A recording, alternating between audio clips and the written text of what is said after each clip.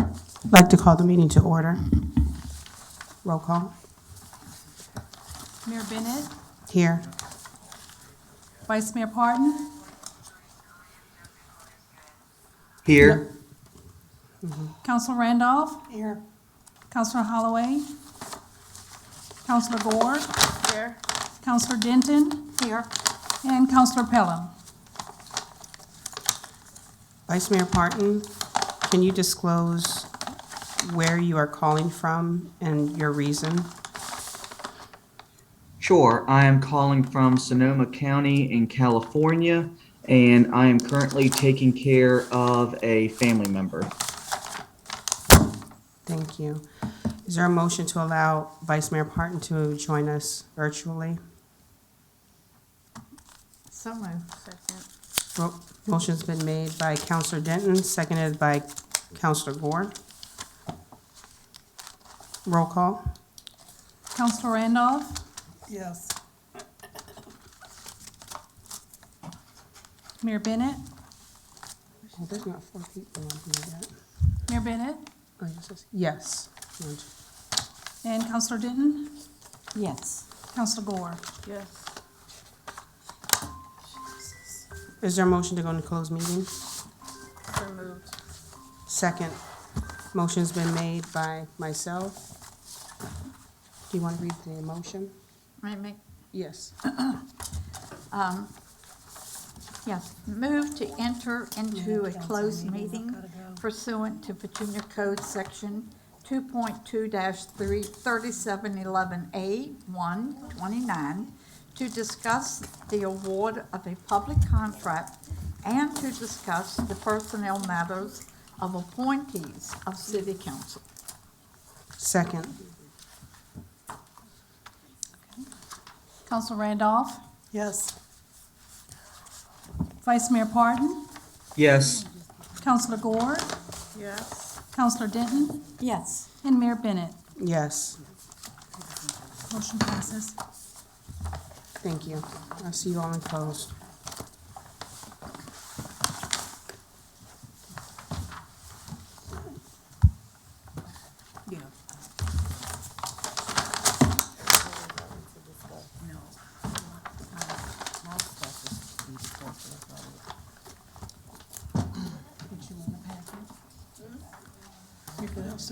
You're good?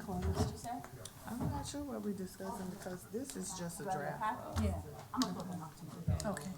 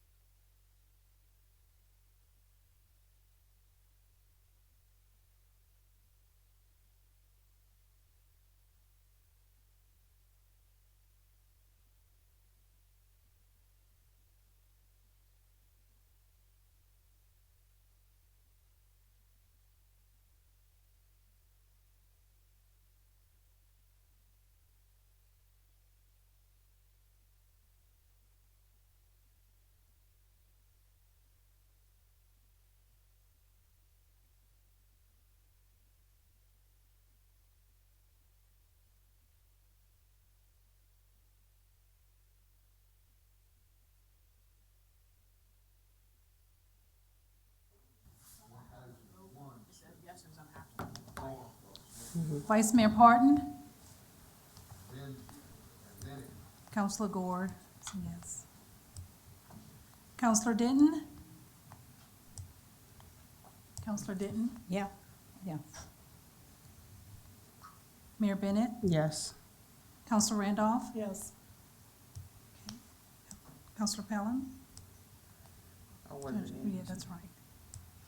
Okay, motion passes. Certification. Certification pursuant to Virginia Code 2.2-3712D, where only public business matters, one, lawfully exempted from open meeting requirements, and two, identified in the closed meeting motion discussed in closed meeting. We're not coming out, are we? All the way out. Counselor Randolph? Yes. Vice Mayor Parton? Counselor Gore? Counselor Denton? Yes. Mayor Bennett? Yes. Motion passes. Is there a motion to go into closed meeting? So move.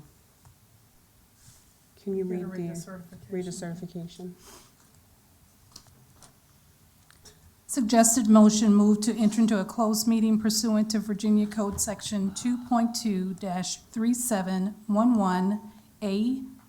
2.2-3711A129 to discuss the award of a public contract and to discuss the personnel matters of appointees of city council.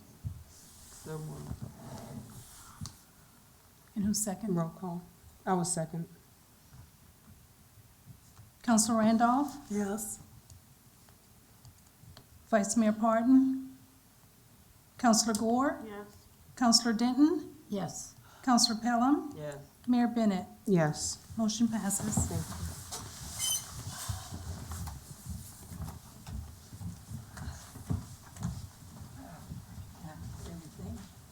Say what?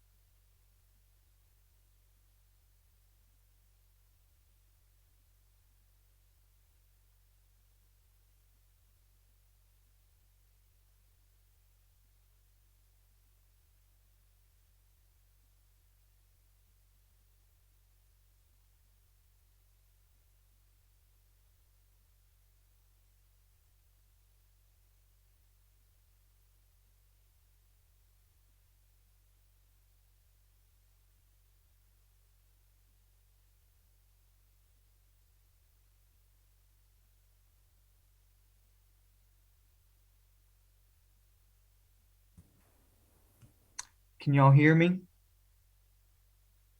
Thank you.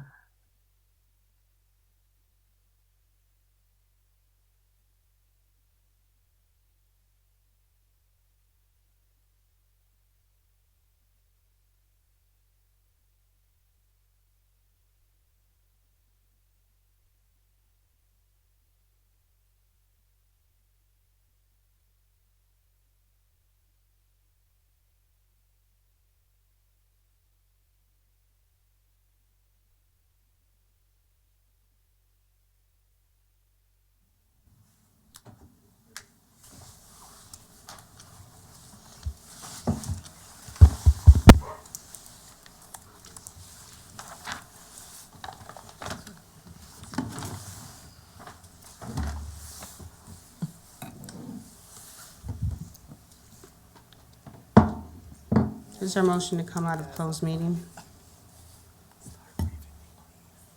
So moved.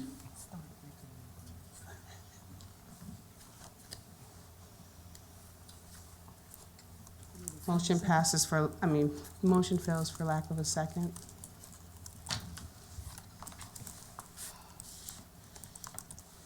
Oh, sorry. Did you second? Second what? Coming out of closed meeting. No, I didn't know I needed to. There's two other people here.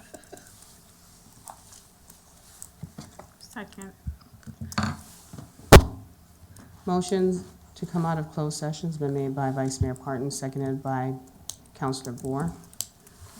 Nobody said it was my turn to Mayor Bennett, Yes. Vice Mayor Martin, Yes. Counselor Randolph, Yes. Counselor Gore, Yes. Counselor Denton, Yes. and Counselor Pelham. Motion passes. Certification? Certification pursuant to Virginia Code 2.2-3712D, where only public business matters, one, lawfully exempted from open meeting requirements, and two, identified in the closed meeting motion discussed in closed meeting.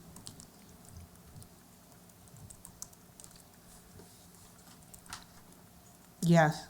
Oh, excuse me. Vice Mayor Parton, Yes. Counselor Gore, Yes. Counselor Denton, Yes. Counselor Pelham, Mayor Bennett, Yes. Counselor Randolph. Yes. Motion passes.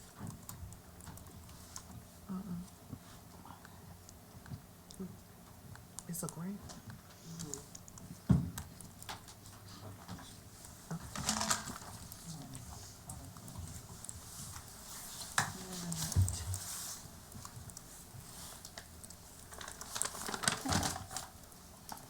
Mr. Ward?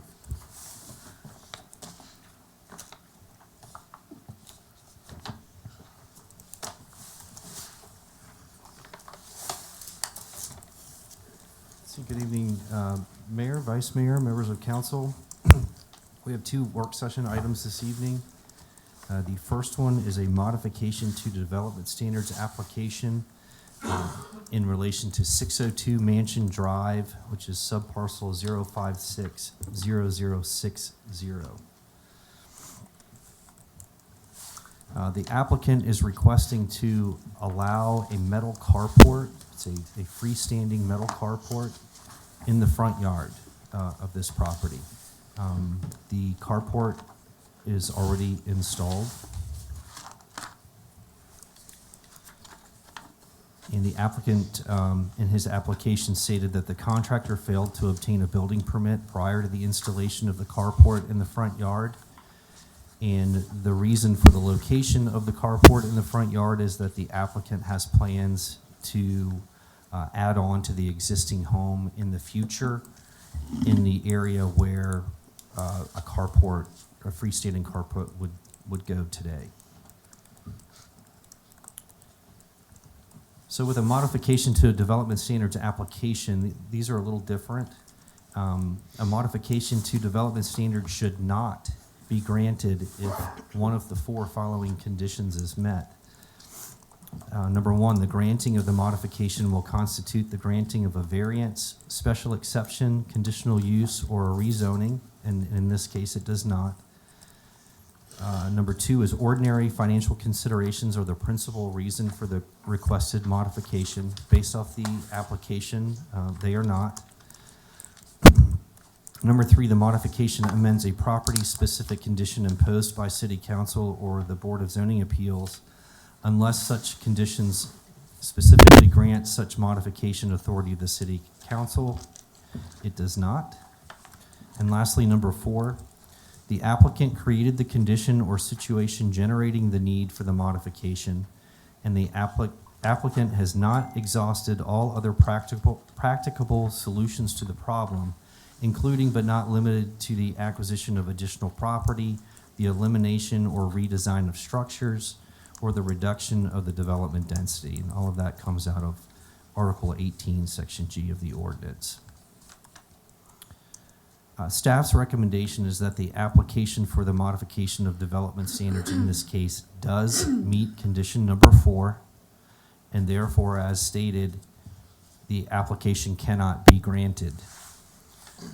And the reason for this is that if a building permit had been sought prior to the installation of the carport, the applicant would have been informed that accessory structures are not permitted anywhere except in a rear yard. Secondly, the carport could be placed today in the rear yard with some minor leveling of the ground. And there's a red line here on this picture that indicates where we would consider the start of the rear yard. So the carport could be moved back behind that red line. Planning Commission agreed with staff that the application for the modification of development standards does meet condition 4, and therefore the application cannot be granted. Tonight's just a work session, so we're not asking for any action. We plan to bring this back to you at a public hearing scheduled tentatively for December 13th. And I believe the applicant is here this evening if anybody has any questions. Council, do you have any questions? Please use your lights. I think it's, yeah, we're looking at the front of the yard. Oh, I'm sorry. I I'm can't sorry, I tell. didn't hear you. Does Vice Mayor Parton have his hand up? I can't see. I don't see. No, I don't have my hand up. I don't have any questions. All right.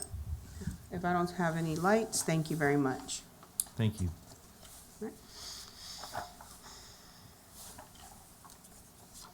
Work session 2.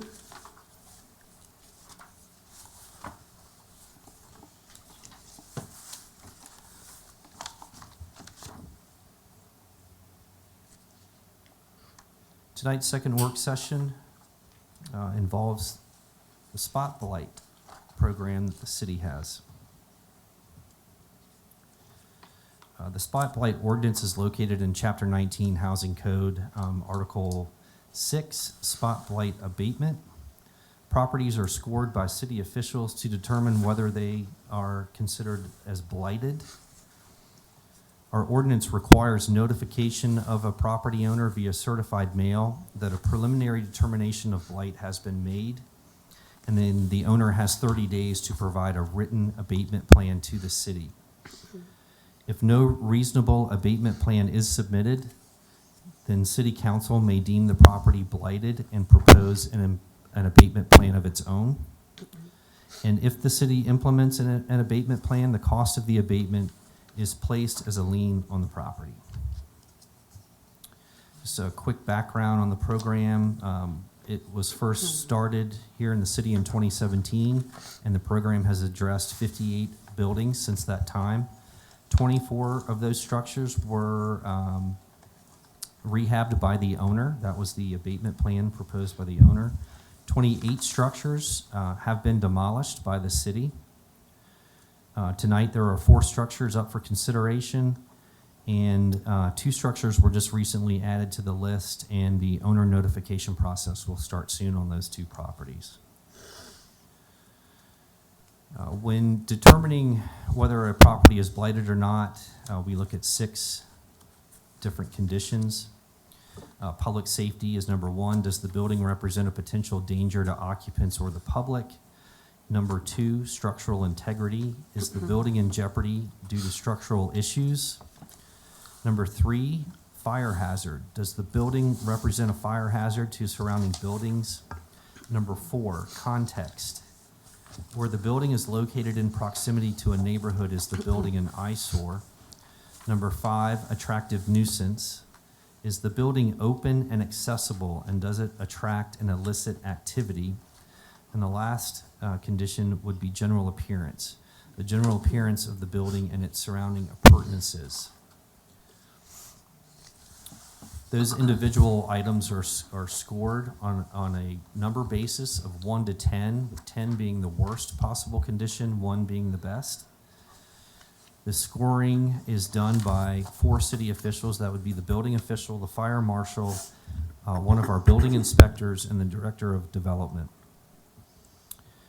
Anything that scores above a 45 typically would be recommended for demolition. So anything that scores 45 to 60, recommended for demolition, and below 45, possibility of rehabilitation.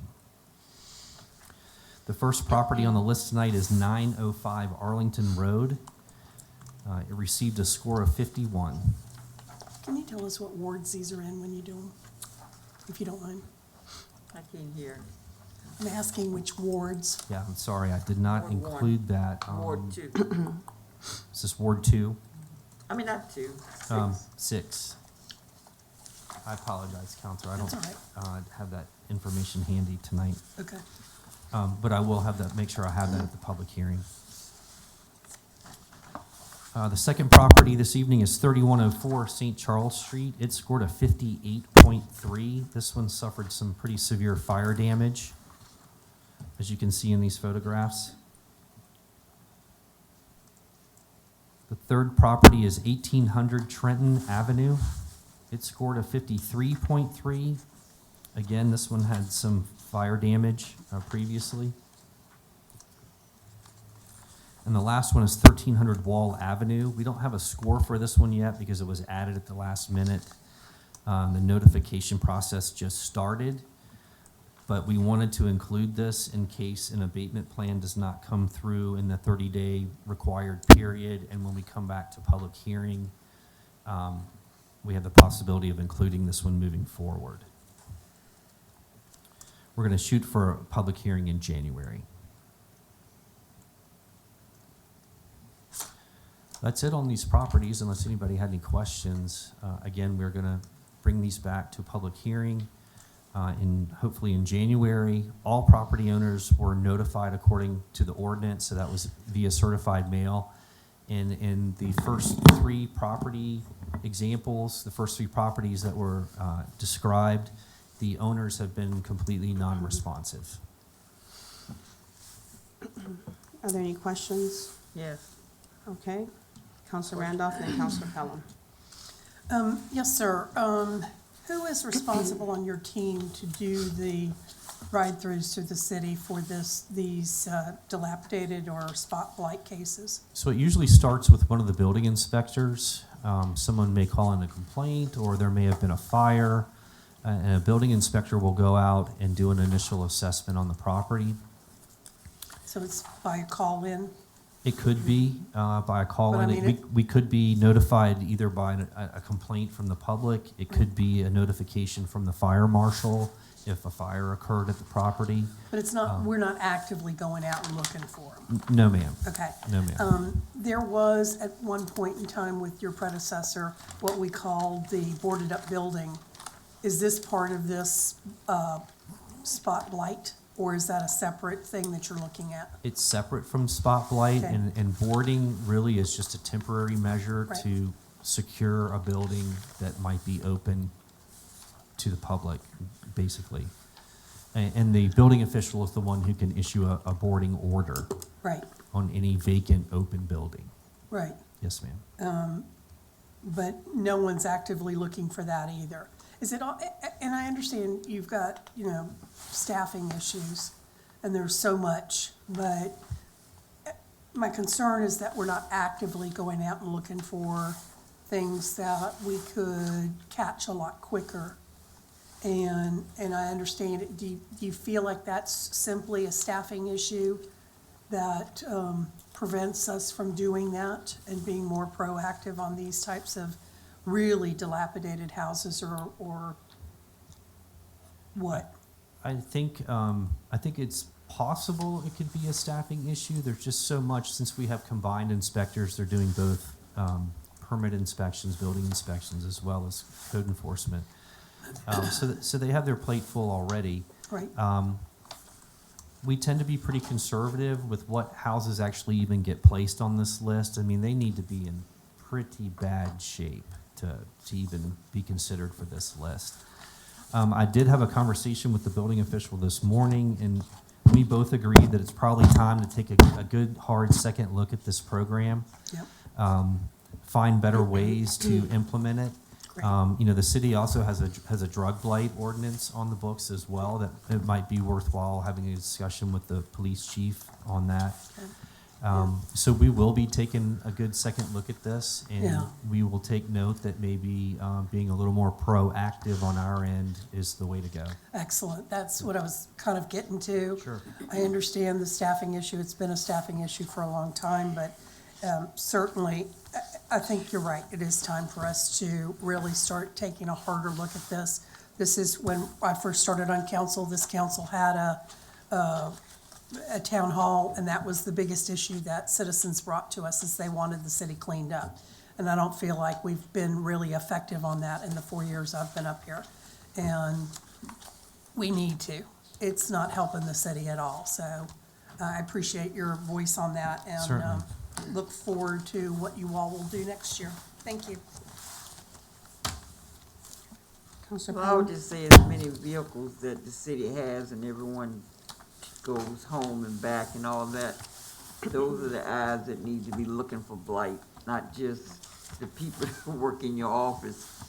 If you see blight, report it to somebody. And if you live in the neighborhood, of course, you see it. If you get tired of it, report it as well.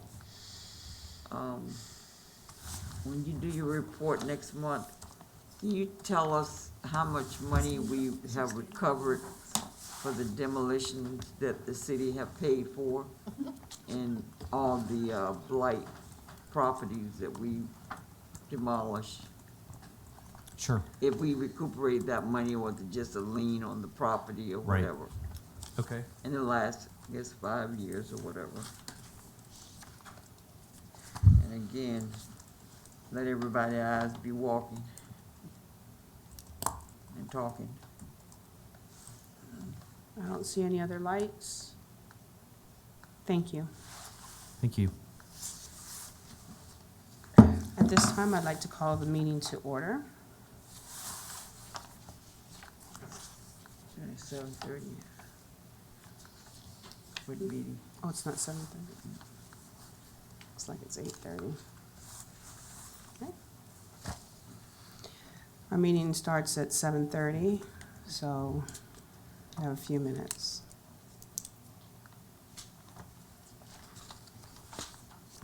We got a 5-minute? 5 minutes.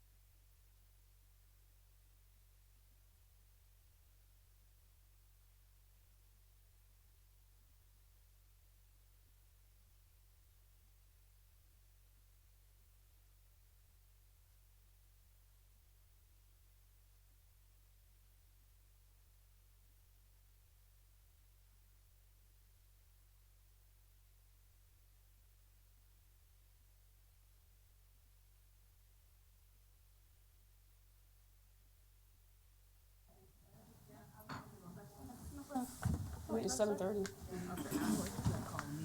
Mike's on. I'd like to call the meeting to order. Roll call. Vice Mayor Parton. Counselor Gore. Here. Counselor Denton. Here. Counselor Pelham. Here. Mayor Bennett. Here. Counselor Randolph. Here. Thank you. At this time, we'll have the prayer by Reverend Danny Tucker and the Pledge of Allegiance led by Counselor Pelham. Shall we all bow our heads for a word of prayer?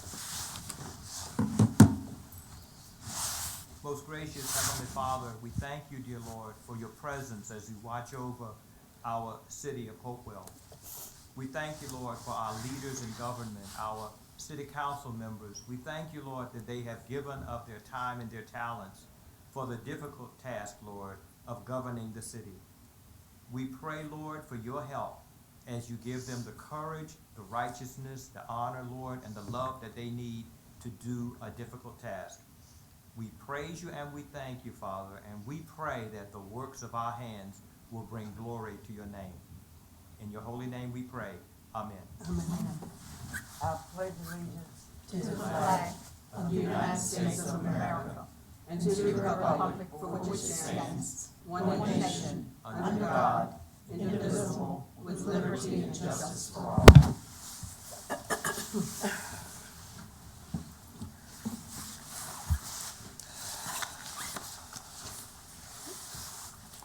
Is there a motion to amend or adopt the regular meeting agenda? I move that we adopt the regular meeting agenda. Second. Motion's been made by Vice Mayor, seconded by Counselor Denton. Vice Mayor Parton. Yes. Counselor Gore. Yes. Counselor Denton. Yes. Counselor Pelham. yes. Mayor Bennett. Yes. And Counselor Randolph. Yes. Motion passes. Is there a motion to amend or adopt the consent agenda? I move that we adopt the consent agenda. Second, Motion's been made by Vice Mayor Parton, seconded by Counselor Pelham. Vice Mayor Parton. Yes. Counselor Gore. Yes. Counselor Denton. Yes. Counselor Pelham. yes. Mayor Bennett. Yes. And Counselor Randolph. Yes. Motion passes.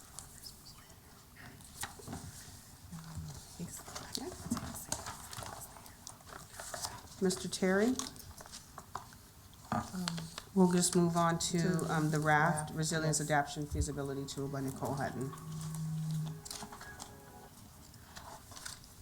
Good evening. I'm just going to do a brief introduction here. Nicole Hutton, PhD, is the Assistant Director of Engagement for Old Dominion University's Institute for Coastal Adaptation and Resilience, and an Associate Professor of Geography in the Department of Political Science and Geography. Shriners Hospital for Children had a transformational impact on her early life that resonates in her research with nonprofits and vulnerable populations in hazardous settings. Elizabeth Andrews is the director of William & Mary's Law School's Virginia Coastal Policy Center. Through her years of experience with Virginia state government and her participation in a variety of projects and committees, she has developed expertise in natural resources law and programs in the Commonwealth of Virginia. Tonight, they are presenting the Resilience Adaptation Feasibility Tool, known as the RAFT, which is an innovative collective impact collaborative approach to climate resilience that leverages the expertise and resources of multidisciplinary partners and diverse stakeholders to assist coastal localities striving to increase their resilience.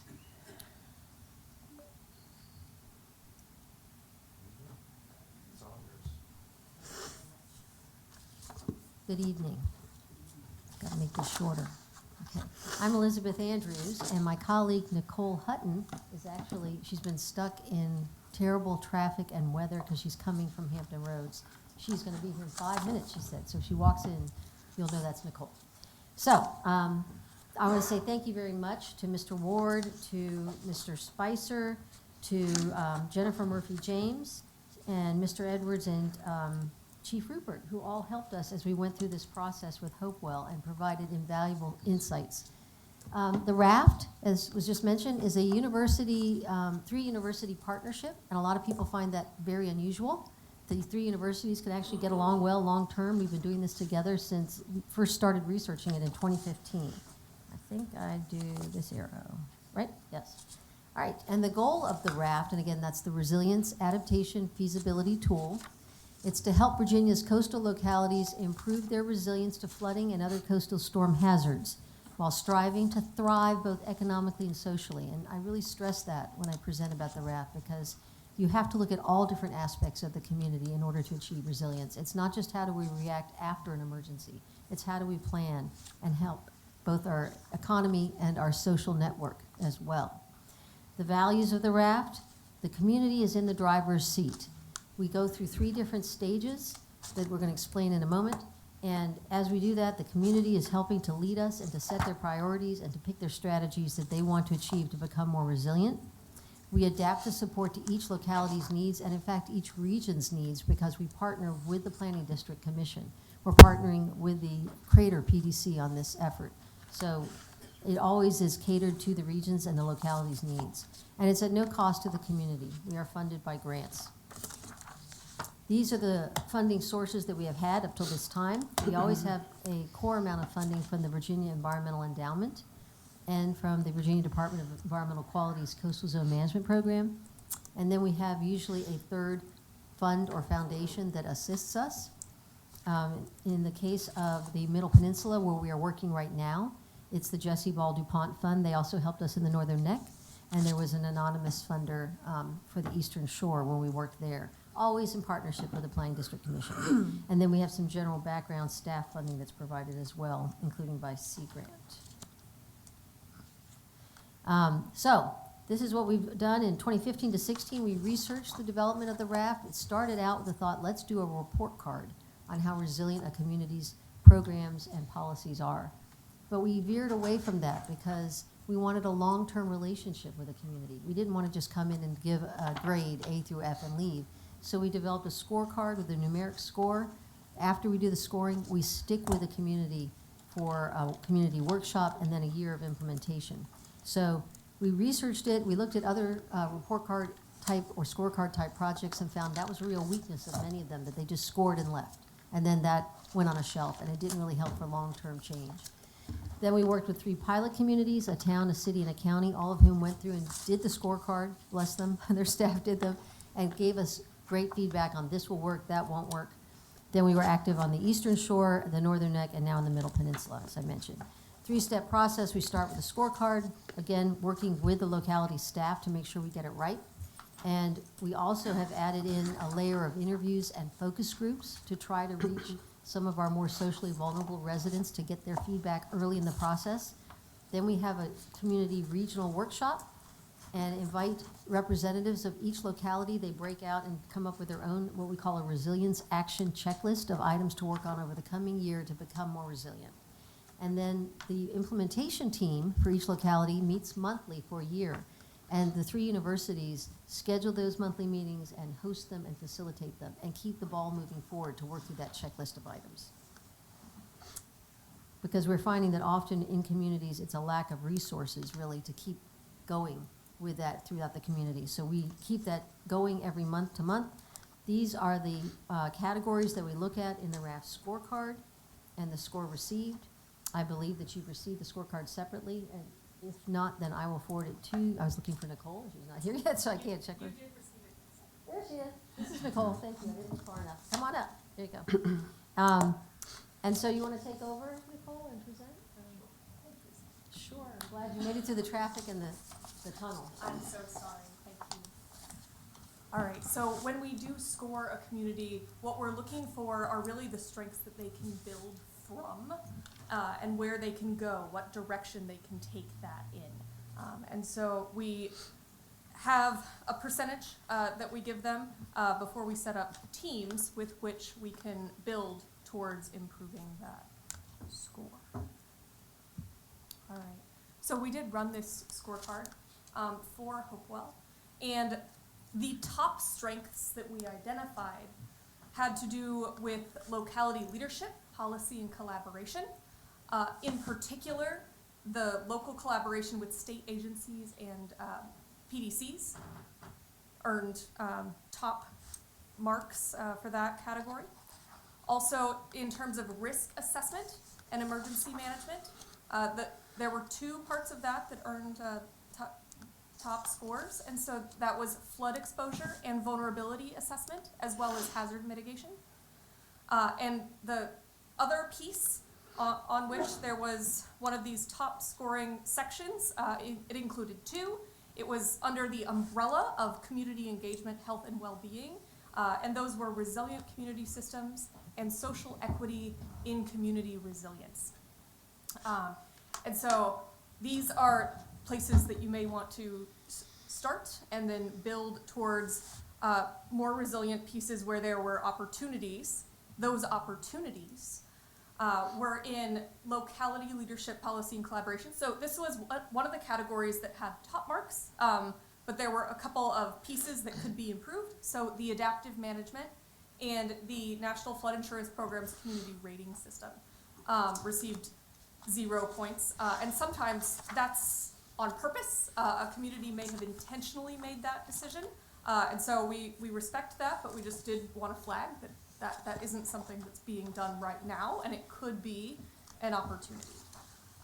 In terms of infrastructure, the water supply and wastewater management section was missing a few points, so that might be an area to improve upon. And then under community engagement, health, and well-being, the public involvement in resilience planning seems like an area for improvement.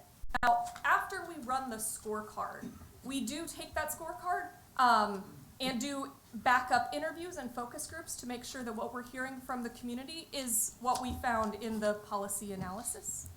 And so from our interviews and focus groups, what we found and where we could build that was suggested by the community had to do with nonprofit collaboration with each other and the municipality, integrating small businesses and industries, particularly those that have to do with energy and the fort, municipal program involvement in disaster recovery and planning, local ordinances and comprehensive plans, incentives, information, and funding for adaptation and education, investment in community organization staff and farmers of color, and to leverage and expand library, shelter, and mentoring programs. And so if you think back to some of the areas that we're looking for improvement, this actually does align pretty well with some of those categories and builds on some of the ones where you had sort of mixed results. All right. The opportunities to move forward that were identified by our community work were to adapt bridges, septic, sewer, drinking water systems, to increase open space for recreation, including trails and tree cover, more industries, jobs, and trainings to retain talent in this area, revitalized public transportation and downtowns, food security, holistic healthcare access for the homeless youth and mothers, and assessment and engagement with bilingual and mobile options. So what we'll do with this is we're planning a community workshop in February where we hope to identify about 5 priorities that we can work with for a year. These are going to be called resilience actions. And so they'll draw from these interviews and this scorecard. Some examples that people have used before is to create an ongoing community stakeholder resilience committee or to develop small business emergency preparation programs. So those might not be what works here, but those are just some examples that we've had before. So our ask is that you have representation at that February resiliency workshop. And that you also suggest key groups and community leaders or influencers in the area that can be invited to that workshop. So as we move this forward, the next step would be implementation. When we get to that step, it will involve monthly or bi-monthly support calls. It really depends on the capacity and interest of the area.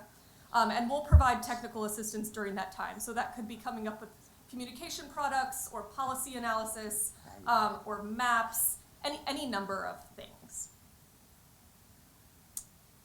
This is the contact information for our team, as well as the RAFT website. And I want to thank you for your time. Thank you. Are there any questions? I do.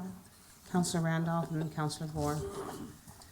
The question that I had is that we have other groups already in Hopewell working on several of the things that you suggested. So are you looking to work in tandem with them? And has anybody suggested that and given you the names of those organizations that are already doing that? So we do have a more thorough report from the qualitative interviews that we did, and so I bet in there we have names. But Okay. Our goal is to complement what is going on, not to be Okay. duplicative, Okay.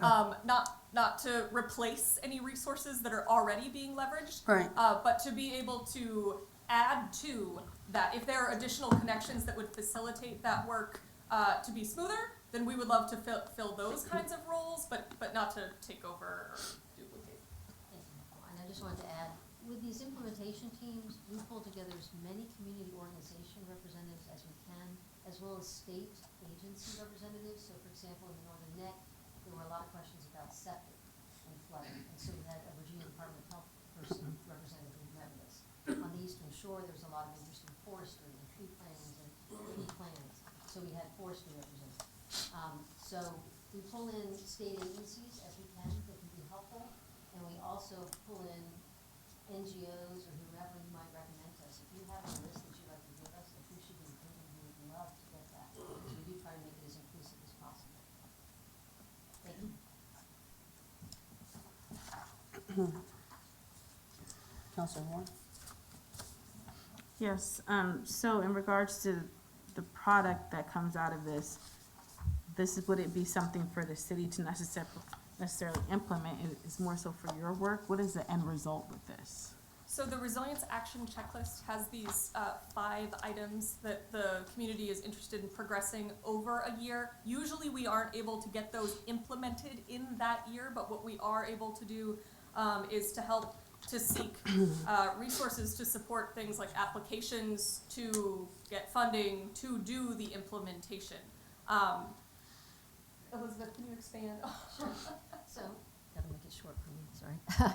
So, for example, on the Eastern Shore, they had a list that had a very specific thing on it. They had a flooding harbor master's parking lot, so we connected them with an intern at a Sea Grant intern at an engineering firm, and they came up with a design, and then it was shovel-ready on the shelf. When a funding source became available, they could apply for the grant funds. They also needed a way to communicate with renters, because they have so many homes in the Cape Charles area on the Eastern Shore that are rented by vacationers, and they never know if someone's in the house during an emergency when a hurricane's coming. So they tried the flyers, they got blown away out of the mailbox, so we connected them and printed up some magnets for them with emergency evacuation route information, et cetera. And so on the Northern Neck, they had a desire to have a natural and nature-based kind of green infrastructure plan for their downtown for a couple of the towns. So a professor at UVA who runs the Green Infrastructure Center worked with her students to come up with those plans. So I would say that the takeaway is, as Nicole mentioned, the items on the Resilience Action Checklist, either completed or significant progress made on them. And the main goal that we leave behind is a more resilient community. And we always try to loop back to our alumni communities with grant opportunities and other things that we think it would help them to know about. So when you say they, in your examples, they is the locality or they is the stakeholders? Well, we like to think of them as all of the above, because the locality staff is invited and participates in the implementation team too. So it's the community of Hopewell, which would include locality staff that participates, as well as community members from different groups. Is that clear? Yes, so it's not a municipal initiative, is what I'm trying to get down. It's not sponsored by the locality, but we invite the locality and we work hand in glove with the locality staff. And it is something that the Planning District Commission helps to sponsor with us too, so, as a partner. to provide, to support in terms of recommendations and participate in, but not on behalf of the city. That, right. So Mr. Ward, do you get my question? Like, it's not the planning commission speaking on behalf of the city, it's just them participating as volunteers. That's right. And making sure that the locality's input is at the table, because they bring the expertise and they know the community, right? So, Yeah, I mean, that's fair, but Mr. Ward, I just want to be clear that even though planning commission members may participate in this, it's not on behalf of the city, because we have not provided guidance on what we want them to speak on or speak to.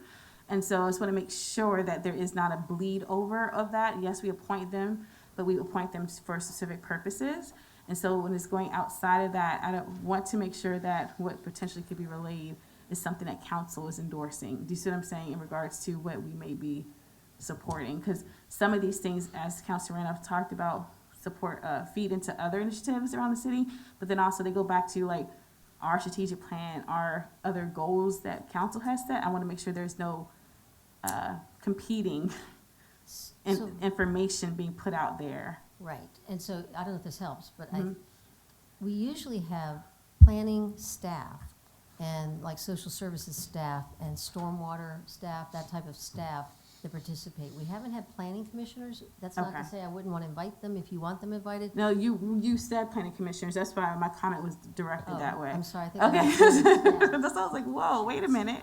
Yes. Okay, so Yes, it's sorry, staff. no, there is Okay. no planning, well, unless you want them there, we don't usually invite them. No, it's staff. Now that I Right, understand that, I'm planning fine. staff, Okay. yes. All right, cool.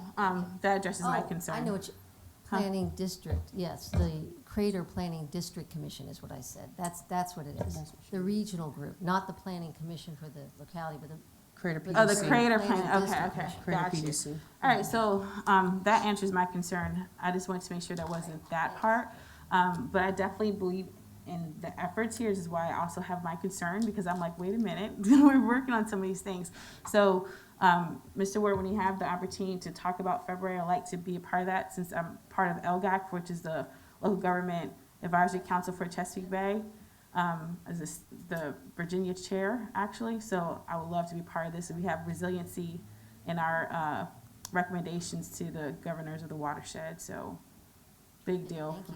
That's wonderful. This is great. Thank you. Thank you. Thank you. And you have our contact information if you have any questions. Thank you for your time. Mr. Terry?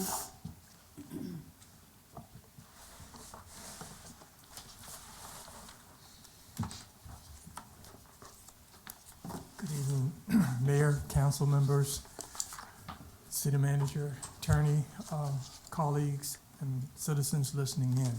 I'd like to present to you today an updated report.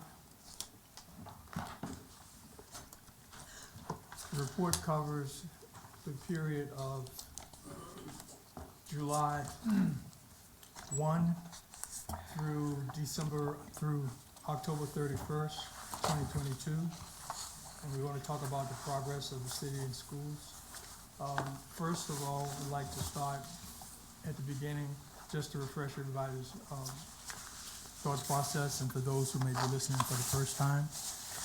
The number one item is related to the financial compliance reporting and the rollout game plan for implementation for getting current on our annual reporting.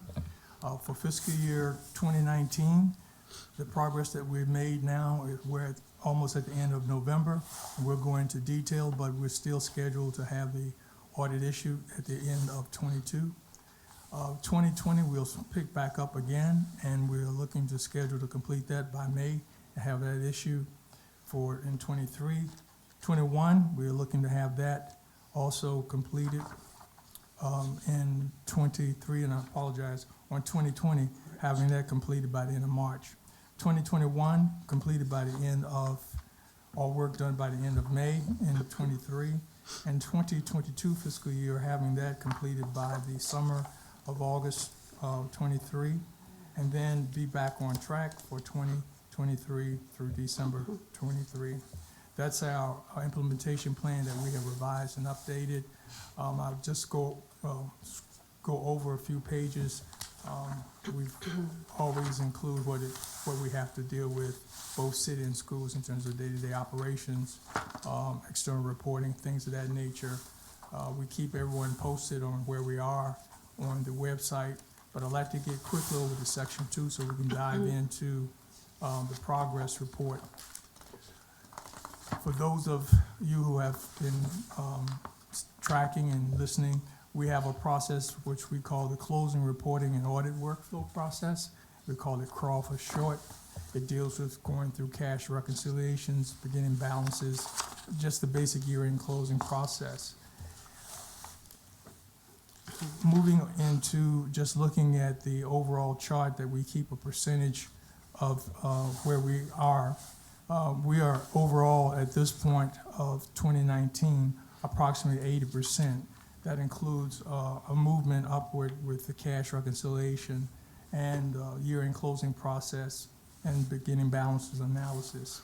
I'd like to go very quickly. There's a footnote there that says see attachment.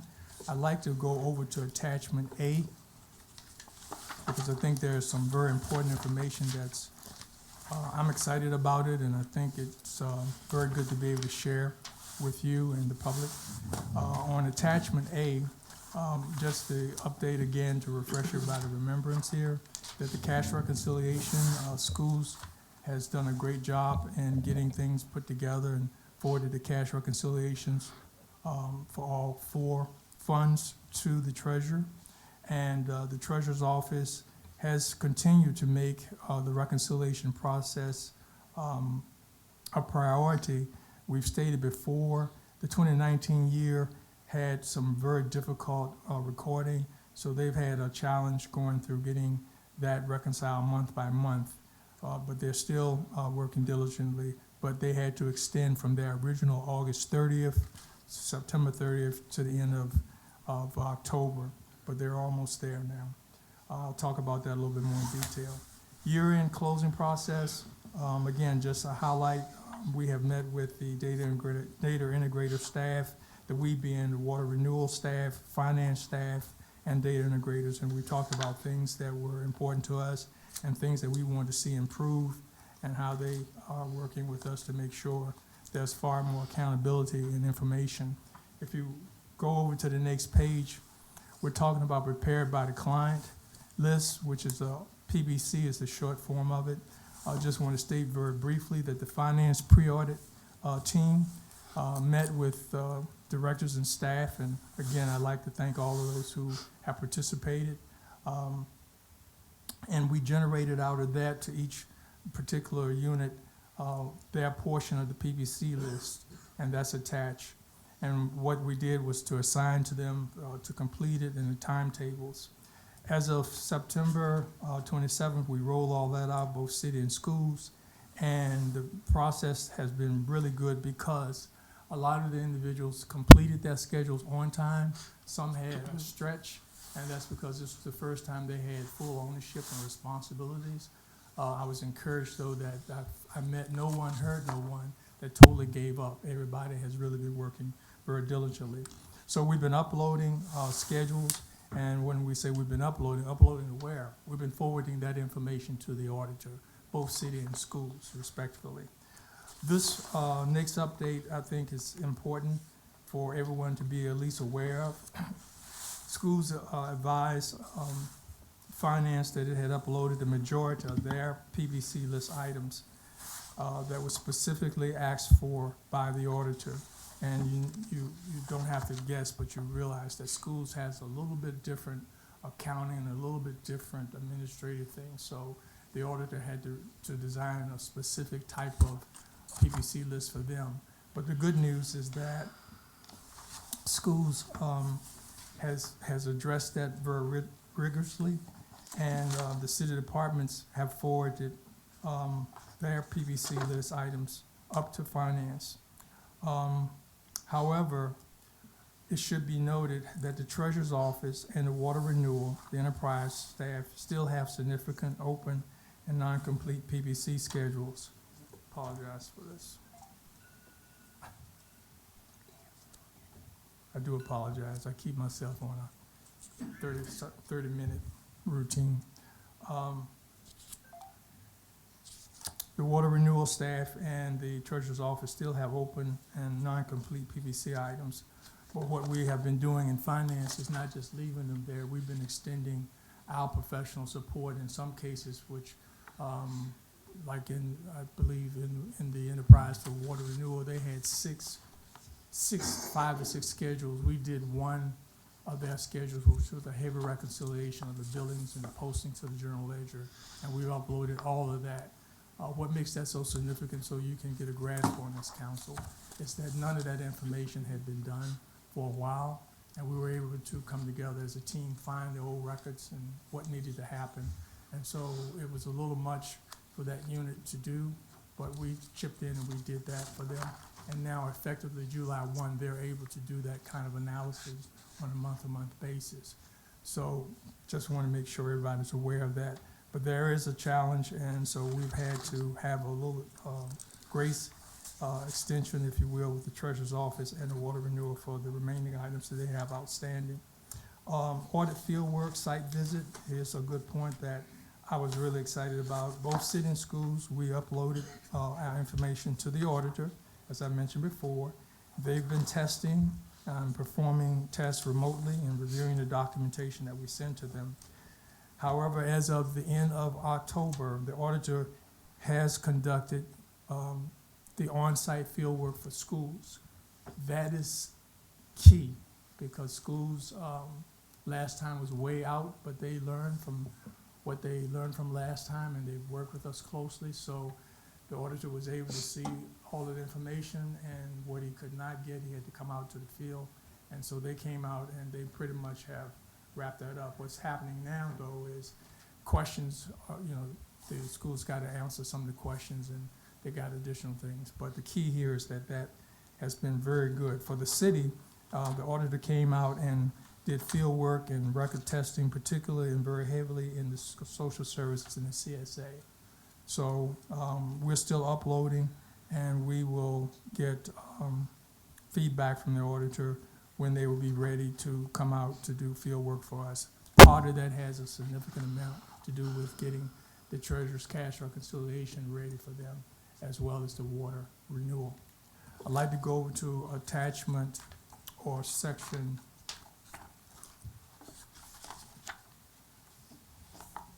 I believe it's section 2. Section 3, operation and assignment. This is just giving you a quick highlight of how we perform in paying our bills, our accounts payables. As you can see, that's the volume, which is we have, and we have met meeting all of our bills we pay on time. And payroll, we put that information there so you can see that we do meet our payrolls. But what's more important for council and the public to know is that we are current on all of our federal and state reporting as it relates to payroll. Going over to attachment C, again, this is a quick highlight of the operation and assignment within the finance department. The unit that deals with the accounting is constantly coordinating with information technology in the treasurer's office. Again, water renewal and any other the customers that we have out there for transactions, whether it's fire, the sheriff or police. Under procurement, we've been highlighting that according to the automated clearing and electronic transfer, we have been really pushing to get as many people on that process of payment rather than checks.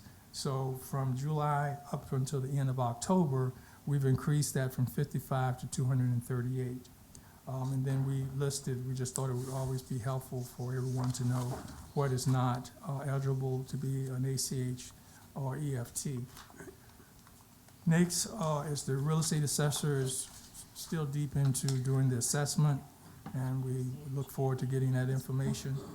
Under financial reporting and budget, for the month, for the cycle ending October 31st, finance continued to assist departments with budget inquiries and assistance, specifically the Commonwealth Attorney, Sheriff's Office, Public Works, and also other departments where we provide advisory and technical support, how to best use their budgets and other creative things that they can do within our scope of responsibility.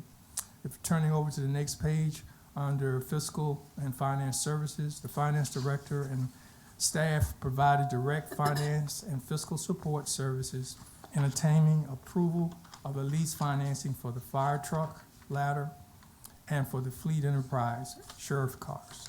Under the status that I wanted to highlight for the city council, the finance director initiated the document and the compilation response preparation for the city's submission of the APA questionnaire survey. Also, I participated, as was required for me to do, in the orientation interview process with the APA local government audit manager. Status update, continuing on. Finance director attended and participated with the interim city manager, Dr. Maneker, CPMT member, Councilor Pelham, CPMT chair, Ray Spicer, and CSA coordinator, Wanda Brown, in a meeting called by the CSA executive director, Mr. Scott Rayner, regarding Hopewell CSA program and audit findings. Moving on to section 4, this is very important because, again, I'd like to highlight, we've completed the budget for fiscal year ending 2023, but it doesn't end for finance until we actually get it posted and up on the website so that it can be used by citizens and agencies and whatever. We have done that, and we've put online an online version of that. Now we are preparing for the new cycle, which is 23-24. And that we will be sending out, where we actually start sending out some communications to those, what we call people in the trenches. But we will be sending out communications shortly at the end of November and starting the process again going forward. Section 5 is internal reporting. We have made sure that we go through and look at it and make sure that there's been no transfers cross funds. And I'm pleased to report that there has been none. And that concludes my report. Thank you, Mr. Chair. Are there any, Councilor Randolph? Thanks, Mr. Terry, appreciate that. With the delay in the treasurer's cash reconciliation, do you anticipate that impacting our due date that you keep telling us, December 1st for 2019? Or will that, has that been included in your new update date? Yeah. If it's not completed, it will impact meeting the December, Right, period. yep, But they have not quit on me. They have not Good. quit on themselves. They're working very diligently, and we are doing some things to try to help them. They still have to do journal entries and whatever, so we provide support for that. I believe, and I've talked to the city manager, we will have another follow-up with them before the end of the week to see exactly where they are. But otherwise than that, yes, if that doesn't happen, it will delay, but we believe that they will make the necessary adjustments to get that done. okay. Thank you for the increase in ACH EFTs. That is a tremendous increase. I know how much time and money that saves for the city, so I really appreciate you all doing that and increasing those numbers. Do you have an idea of how many we can increase it to at this point? Well, from my standpoint, it's hard to quantify that number, Okay. but whenever we get an invoice in and they're Right. on checks, Right, then you can say we're 100% marketing Okay. that individual. Okay, good. Whether or not the marketing call reveals results, that's quantifiable at this moment. But if they aren't on it, when we get invoice and it's time to cut a check, they get Yes. a full offer of how we can help get them cash flow quicker and just do things better for okay. them. And last question is, you gave us the deadlines of what you're considering to be the outstandings till December of next year for catching us up. Yeah. Are those dates considering the state who will be coming in with money and bodies? Is that taking them into consideration? It has to.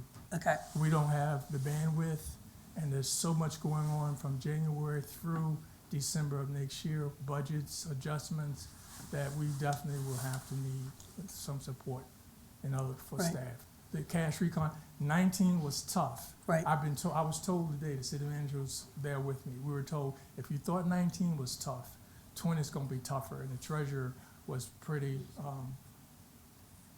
clear on that. So, Okay. yeah.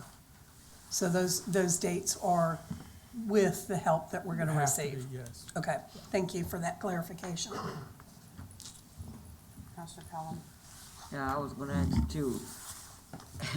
Will the dates ever stop changing whenever the completion comes, it moves months out? I mean, when y'all just gonna loop all this stuff together and get some type of completion, basically? Well, the dates change based on the units completing the work. So at this moment, as long as every unit and every individual director performs, we meet the deadline. When we Okay, get further and further behind, I don't know how we meet the deadline if it's, you don't meet the deadline. Because, and so when you give us a report next month, can you just cross a line through or something to remind us that how many times the deadline has changed for the future changes? Sure. I mean, that's what I would like to see. Maybe if they see it in red, blue, green, maybe somebody will get it done. But the thing that worries me a lot is that if the audit is not done with the schools, Head Start is affected. Is that correct? You know about that little caveat? Yes, ma'am. Federal government, I would hate to see that program be jeopardized because we as a city have not done our part, and that number of children who won't be able to get an early education after all the blood, sweat, and tears have gone into those type programs. So that's not, I mean, that's human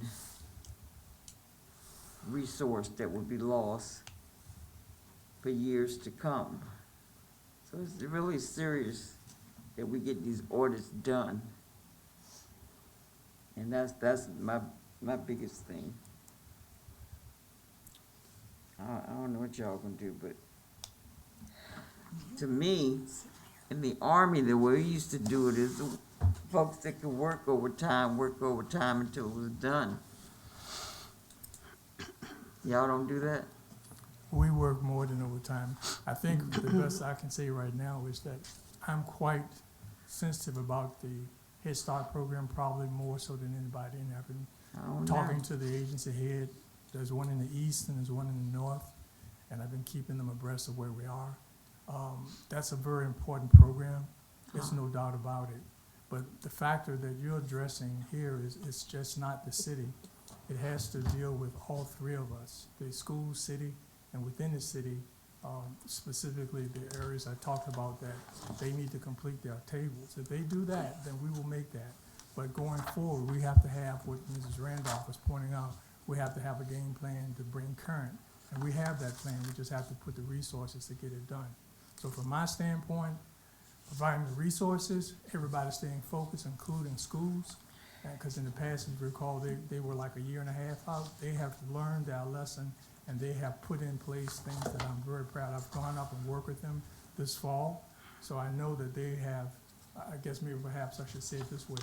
When I reported that the auditor came in to do their audit in October and to do a final field review, now we need to hear from them how good that is. That's a significant improvement, but it still doesn't work until we have a true off with the treasurer and cash with schools. So it's a group unity thing that we got to do. My goal is we must conform and comply because that program is important, and we will do that. I guess we will see. That's all yeah. so, thank you, Mr. Terry. I'm going to speak for all of council when I say, I understand when you use your terms, working diligently. I understand when you say based on units and completed work and performance. anything that you brought to us, we have given you the resources. Now I'm hearing you say that there is a plan, but we need resources for that. If you're saying we're working diligently, what does that even mean? I would like to see a spreadsheet of what we need, where we are. Because, I mean, I hear within the months, I'm working with the treasurer, we're working great together. Second thing, working with the schools, we're getting everything together. But there's moving targets with your deadlines. So each time we come in here, we're hit with something new. You've asked us for resources, we've provided them for you. I would think it would be important for you to show us that plan and let council as a whole look at the resources that you need. When you ask for things, we feel as if we're providing the resources to get these things done. We have been in 2019 and it's been 3 years. We've been waiting. So I would ask of you and the city manager to please provide that plan you have. And with the vacant resources that you need to get these completed, we don't know what you need until you come here and tell us. And when you do tell us, they're moving targets. When we give you what you need, there's always another reason why it's not working. Working diligently, I need to know, what does that even look like? Number two, how everyone performs. Are you having personnel issues with different departments where they're not performing? And is that even being relayed to the city manager? In order for us to continue to move forward and not have these moving targets, we need to work as a unit. And we don't want it to be by piece. So that's what I ask of you and the city manager. Thank you. Are there any other questions? Very good. Councilor Gore? I appreciate that. I just want to know, whenever you give that information back, can we just get down to what are the new hangups in this process? Like, just rip the Band-Aid off and tell us what is literally holding this up. I'm telling you. Because we got to do something. So, we've been here before several times. And I get it's not just the finance department, I understand that. But if it's the issue with the schools, and we talked about, okay, they're not on the same system, then it was staffing, then it was different things, like what is it today with the schools that's holding this up?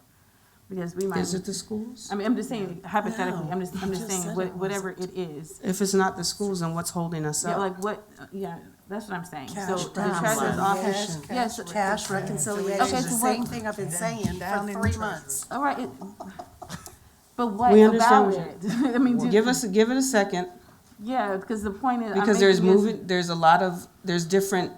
there's different answers. So Councilor Gore does have the floor. Thank you. It's cash reconciliation today, but a couple months ago, it was the schools and the treasurer's office. A couple months ago before that, it was different groups. So that's why I'm saying what I'm saying. I'm just giving examples. I'm not literally being literal. I'm just saying, whatever it is, cash reconciliation, what about the cash reconciliation is holding this up? And whatever the it is that is shared, it needs to be the it, meaning we don't want to find out, one thing was mentioned, but oh yeah, there's been this other issue. We just need to know like what it is so we can figure out what to do to fix it. Because I'm down for if we gotta hire somebody just to come in and do the reconciliations ourselves, I don't care. Telling you. I've already asked for the stuff to be separated out. Part of the reason why I advocated for the RFP to get the other departments done, to take that off your plate. So I already committed to trying to help as way I can. So we got that done. We're about to talk about those contracts. But whatever this new thing is, be truthful and transparent with it so we can know what to do. And please, because like before we got, not from you, I'm just saying it again, I'm just trying to speak in general terms. The comments we got from the administration was, well, we're not trying to throw anyone under the bus. We're not trying to make anyone look or feel bad. I've been past that. I'm just trying to figure out what is the problem so that we can do it. And if people are not performing, that's cool. It's not cool in the sense that's okay. I'm saying, but it's cool in the sense that we need to know what we need to address. And even, and I'll say this too, if there's staff in any of these departments that handle money, and we've talked about training before, and we asked about them getting training, and it still has not been done, if we need to revisit that, we just need to do that as well, because we can't keep having people in positions that are not qualified to be in these positions just to keep making excuses for them. So I don't care if they've been here 15, 20 years, I'm so sorry, but if we keep being here another 2 years doing the same thing, we can't keep funding this. So I'll just ask for whatever you give to council to review, please literally put whatever it is as our contractor that's supposed to be guiding us with finances. So whoever gets mad at you, they should be getting mad at us, because we're asking you to be truthful. So it's not you doing it, it's you're our extension to do this for us. So what you're saying is you would like him to provide that Like literally, like with the resources required to complete the mission. Am I correct? across the board. All right. Mr. Terry, do you have any questions of us? Do you? A timeline. I like what you indicated, Madam Mayor. Okay, but I would like to extend the timeline, but I want to give you the opportunity to tell us when you think this could be done. I don't know your workload. Dr. Manker would know that best. Tell you now at this point, Mm-hmm. I would not be able to tell you at this point because I've got to take a step back because my focus is getting 19 out. And yes, there are those areas that I keep water renewal cash without going into details of what they are. We gotta assess that by the end of the week where they are. So during your assessment, you will identify what the weaknesses are and the Yes. resources? Yes. So can we get that by the end of the week? If you're already going to be doing it, we would like that report by the end of the week as well.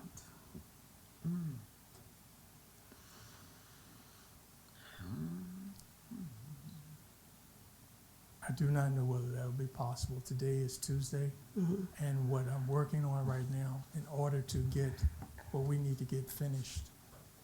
What do you need to get finished?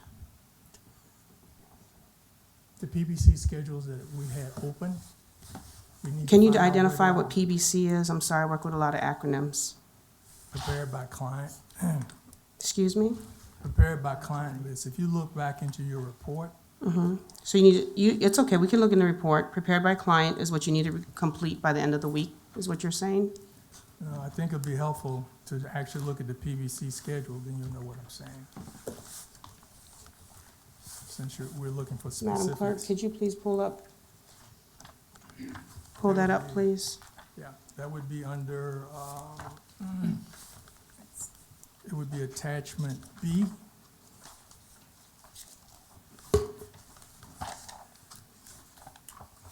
B as in Boy, boy.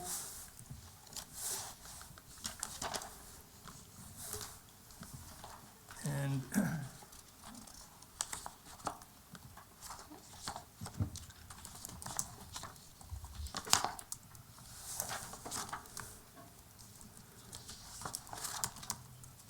okay.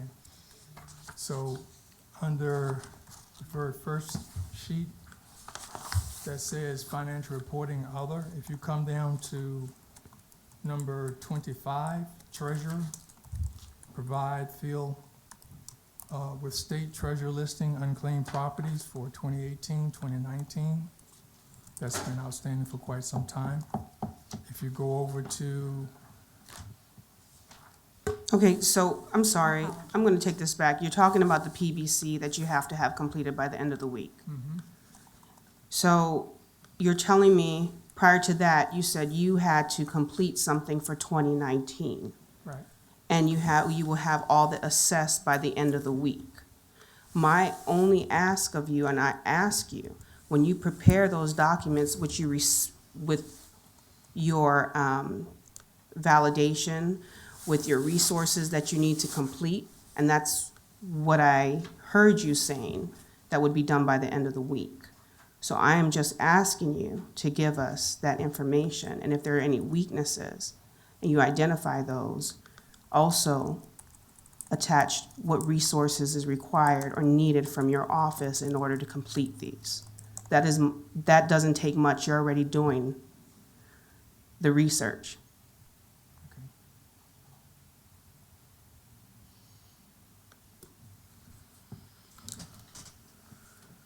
So by the end of the week is Friday. I'm going to ask you, Friday is the 18th? Jackie. Close of business, please provide that to us because you already have it done. And all you have to do is attach the resource that you need or require to get these done. This is not asking. I'm asking you this only because we've been waiting for these for 2.5 years. And it's been a moving target. And we're always getting it pushed back. You come to us, you ask us for a resource to help these get done, we give that to you. Now, we want to make sure that council is making the best decision and informed decisions possible to see where you are and the resources that you require. Councilor Randolph.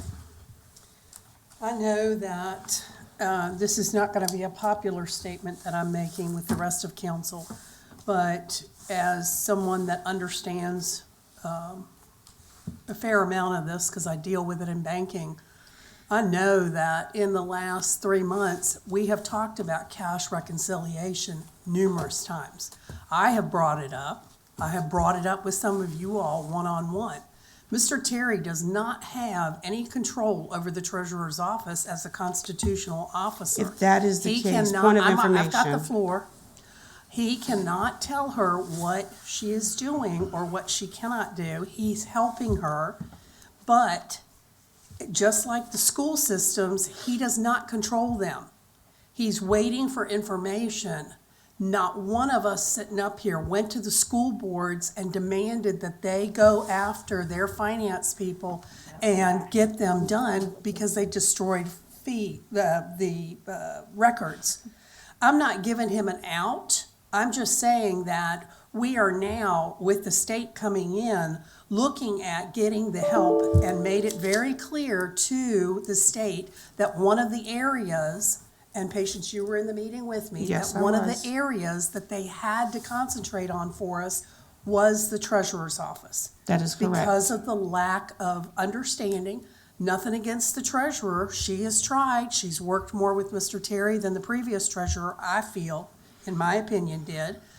But there's still a lack of understanding that is keeping her a little slower. He cannot do anything about that except tell us constantly that the cash reconciliations are not done. And so we keep bringing this up. I don't know that the date has changed on his, since September, on his deadline for when it was going to be completed for 2019. Now, if you're talking prior to that, It's changed. I would assume so. But he's still been telling us December, even with the treasurer and the schools still not being fully under his control. He has stretched his department thin to try and help all of this and to keep it engaged. But I'm not sure why we're going to this level at this point in time when we know that the state is coming in before the end of the year and are putting in monies and bodies to help give us the resources we need and to stick to the plan that he's got. And it'll be up to you all to ask the state to keep that schedule. Not Mr. Terry, but the state to make sure that it keeps that schedule. So, again, I have brought up to you all the cash reconciliations continually over the last 4 months. And cash reconciliations are key to what we're going to be doing in accounting. And you can and ah and do whatever you want, but if you sit there and point the blame. Nobody's pointing the blame. I'm talking I understand. to other people that are making comments. But please do not use Noises. don't do that. I'm Don't- not mentioning any names, so please ask that person to quit going, Councilor Randolph. All I'm asking is that we look at what's going on and what's been said. And if you all want to not, Who's y'all? Who's y'all? Councilor Pelham. If I may interject, Yes, I had give me- a- I had a give me one meeting with second, the excuse me. treasurer. Excuse me. Councilor Randolph, are you done? no. Okay. Councilor Randolph has the floor. I just want to say that I'm ready for these to be done too. When I first ran for this office, this was one of the things I wanted to get done. And it's been going on a lot longer than just 4 years. Okay? So if we want to sit up here and make comments about how long we've been waiting, yes, we've been waiting for 4 years and prior. And what we're trying to do is get this accomplished. The state's gonna do that, okay? We finally got them in, they're gonna do that, they're gonna give us the bodies and the people that we need, okay? And to go back and give us some kind of restitution for why he said this versus that, you know, I don't see any difference. December was the date for 2019 and has been for at least 6 months.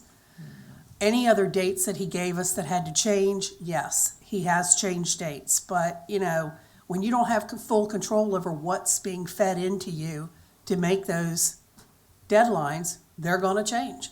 And if we don't understand that, then I guess we need to readdress why we don't understand that.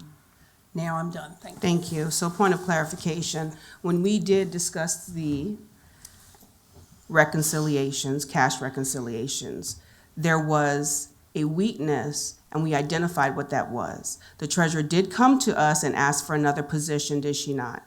In her office, which council approved.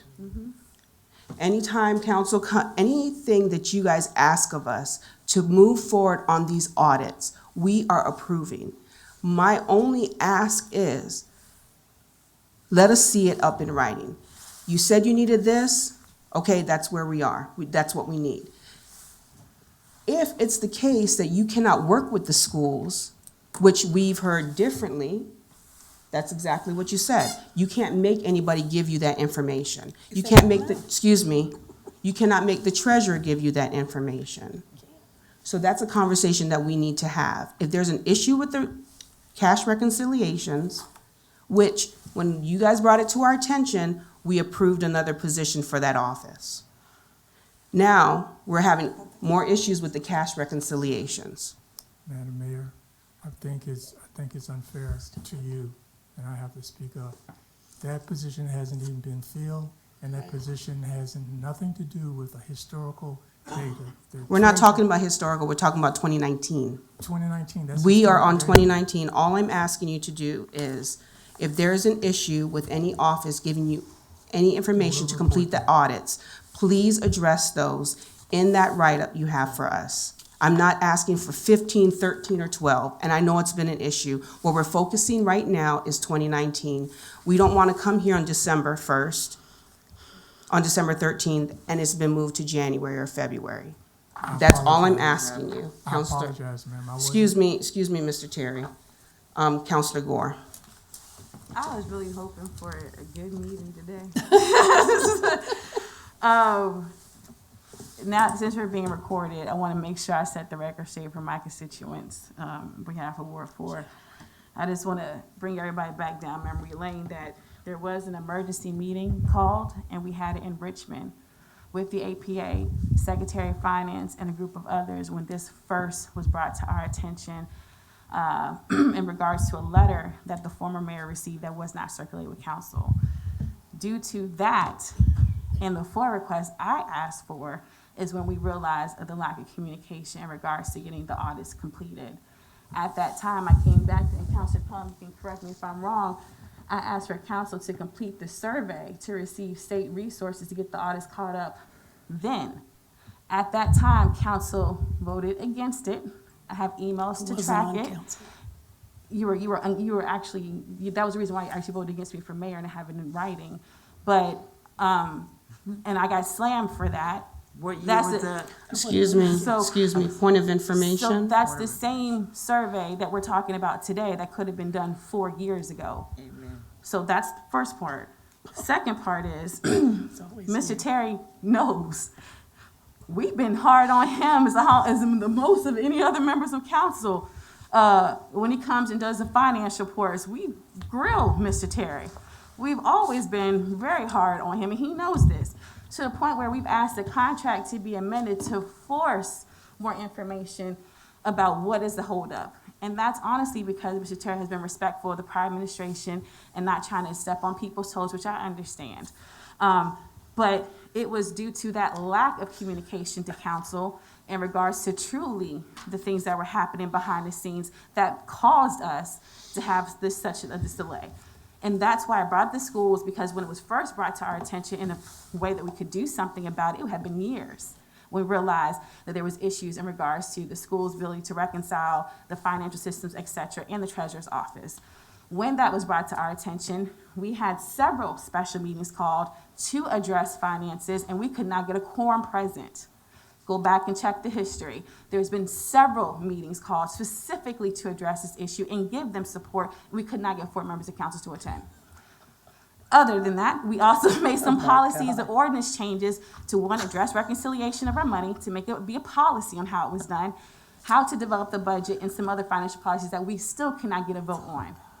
So we got a vote this year that we put into place, but that was 3 years into the process. So as people talk about not understanding, I understand that's why we had draft policies, but what we didn't understand is why we didn't have the support at the time to do something about it instead of election cycles. Now, also along those lines, we asked for an RFP. We got the vote. It was 6 months till we actually got the RFP advertised to bring in an external partner to help Mr. Terry with the audits. People forget about that, which we're still trying to get the vote on to pick somebody. So we talked about in the back, for all of you sitting up here who did not respond to selecting the vendor, I'm going on record to say I think we only had 2 submissions to pick the financial person. Please submit your submission so we can schedule interviews for those people, so we can get that done. But then also there's been a vote on the agenda to separate the audit department from finances to make sure there was a break to give them the flexibility to help them with that. And we asked Mr. Terry to develop a plan on how best to go about that. I don't see support with that when that was requested several times. So we're going back through all of this stuff. I just want to remind people, there is a 4-year documented history of action in terms of voting no, action in terms of not showing up, and a track record of inaction in terms of support that led us to where we are now. So Mr. Terry knows full well where I stay on the issue. And as I shared with you before, in terms of the issue, you know what I'm talking about. I've said the same thing for years. All I want to know is, what do you need to have us do? And the last part I would say is, we can't force anyone to do anything, but we do have legislative flexibility when it comes to Treasurer's Office that you have seen City of Petersburg use in regards to their issues that we have not explored, number one. Number two, in terms of the schools, the school board, we appoint, they hire the superintendent. So our direct appointees can address that issue if we were bring it to their attention. So these are all excuses as to why we're not doing anything, and now saying, oh, we called the state at the last hour when it could have been here from the jump. So Mr. Terry, please give us a report whenever you're free. We can do something about it. Counselor Denton?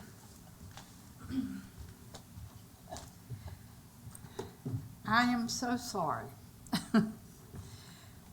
We have been going through this for 7 years. And I thought we were through with it.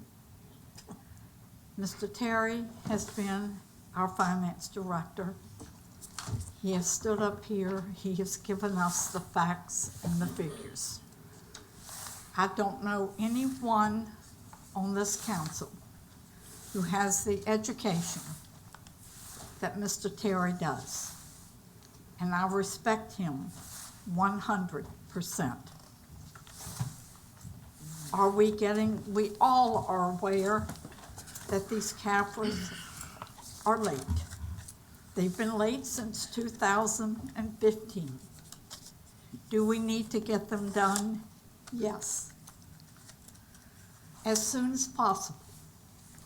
Thanks to Councilor Randolph, she has been in contact with the state and has asked them for their assistance with Mr. Terry's knowledge to come in and try and help us. So before we all have a heart attack up here, let's let these people do what they've got to do. Let's let the state come in. Let's work with them and let's get these done. I think with Mr. Terry's help, with those coming in from the state, with our interim city manager, we have a good team that knows the importance of getting these done. So my thing is, I don't want to delay you for anything. You continue to do what you're doing. And we appreciate that. And I support you. I can't speak for anybody else, but I support you. And I appreciate what you have done. And I think in the near future, we're going to get this done. And I hope all of us can work together in a common effort to get them done. Thank you, Mayor. Thank you. Thank you, Mr. Terry. And my prayer is and my hope is that the new council will not stand divided when it comes to getting these audits done. Thank you. Thank you, Mr. Terry. Yeah. Mr. Terry, we still need that information on Friday. Thank you. All right, moving on. We have a public hearing. Mr. Ward.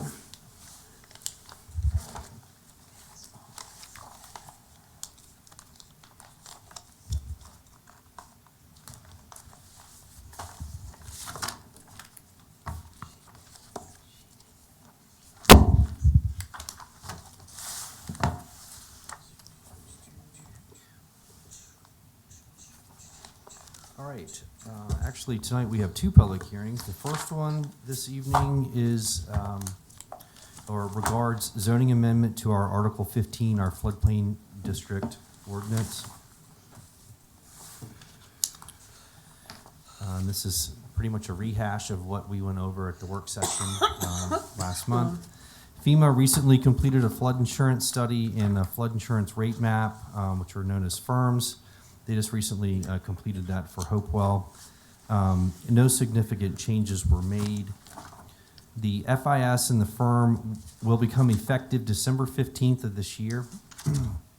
And Hopewell's floodplain ordinance must be updated and approved by that time. So FEMA needs us to approve our updated ordinance by December 15th. And actually, Department of Conservation and Recreation, the State Department of DCR, is requiring us to actually approve this before November 20th. We last updated our floodplain ordinance in 2015, and the ordinance that is before you this evening pretty much follows the model ordinance that was supplied to us by DCR. The changes, since we did update it in 2015, which relatively speaking is not that long ago, the changes in the ordinance before you tonight are pretty much minor. They just clarify some roles and responsibilities. We corrected the formatting in it, and there were some grammatical and punctuation errors that have been corrected. So this evening, we're requesting action on this proposed zoning amendment. And as I stated before, actually I have it here November 21st, but we need to have it to DCR by the 20th. Staff recommends the approval of the proposed amendments to Article 15, the floodplain district, so that the city remains in compliance with FEMA, Virginia Department of Conservation and Recreation, and the National Flood Insurance Program standards.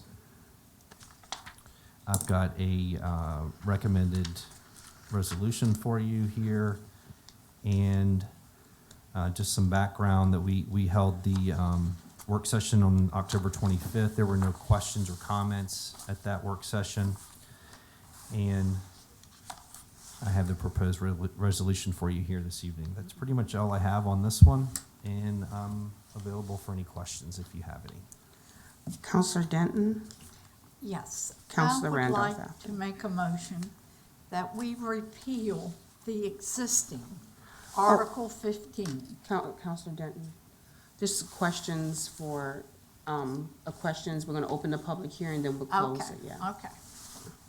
I know it seemed like it was a work session. I'm just trying to get through. I know you are. I promised you that we'd get through it. Okay. Okay, and is that it? That's it on my presentation, so I'm available for any questions if you all If there are have any questions prior to the public hearing opening? Counselor Randolph? I just, could you tell us how many areas of, that are in flood zones in the city? I mean, are there any big residential areas that hit a flood zone area for build? Yeah, actually, most of our city sits up on a bluff, so we Right. don't have large Right. floodplain areas within the city. We do have a small number of structures that are located in the floodplain. Okay, The last time I checked our there's such a thing called repetitive flood loss Right. list that comes out of FEMA. right, And the last time I checked, we don't have any structures on Okay. that list, which is good. yes, sir, It's good that we don't have them on there. yeah, If they were on there, we would actually be eligible to get Right. funds from FEMA to elevate those properties. Right. But we do try to stay on top of that, okay, just- and I'm not aware of any okay, at that's, this time. that's fine, thank you, Yes, appreciate ma'am. it. At this time, I'll open the public hearing. No one has signed up for public hearing 1. If there's anyone in the audience who had not had a chance to sign up, would like to speak at this time, please come forward. If not, public hearing is now closed. Counselor Denton. Thank you. Now try again. I'd like to make a motion that we repeal the existing Article 15 floodplain district and the enactment of the amended Article 15 floodplain district as presented by our director. Second. Motion's been made, properly seconded. No lights. Roll call. Vice Mayor Parton? Counselor Gore? Yes. Counselor Denton? Yes. Counselor Pelham? Yes. Mayor Bennett? Yes. Counselor Randolph? Yes, Motion passes. Thank you. Thank you. I would like to ask at this time that any counselor on dais would please hold their comments or move their microphone away, just so that our constituents who are watching virtually can hear and not have background noise. Thank you.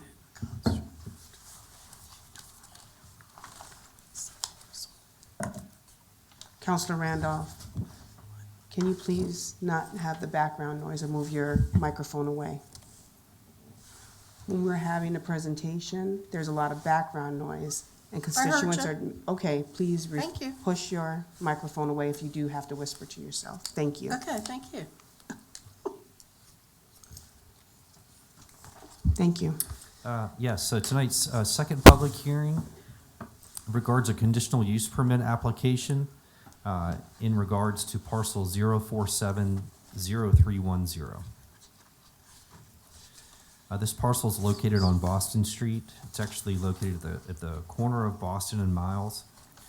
And the application is a request to construct a single-family home on this non-conforming lot, and it's located in the R2 district. The minimum lot size in R2 is 75 feet wide and 7,500 square feet total.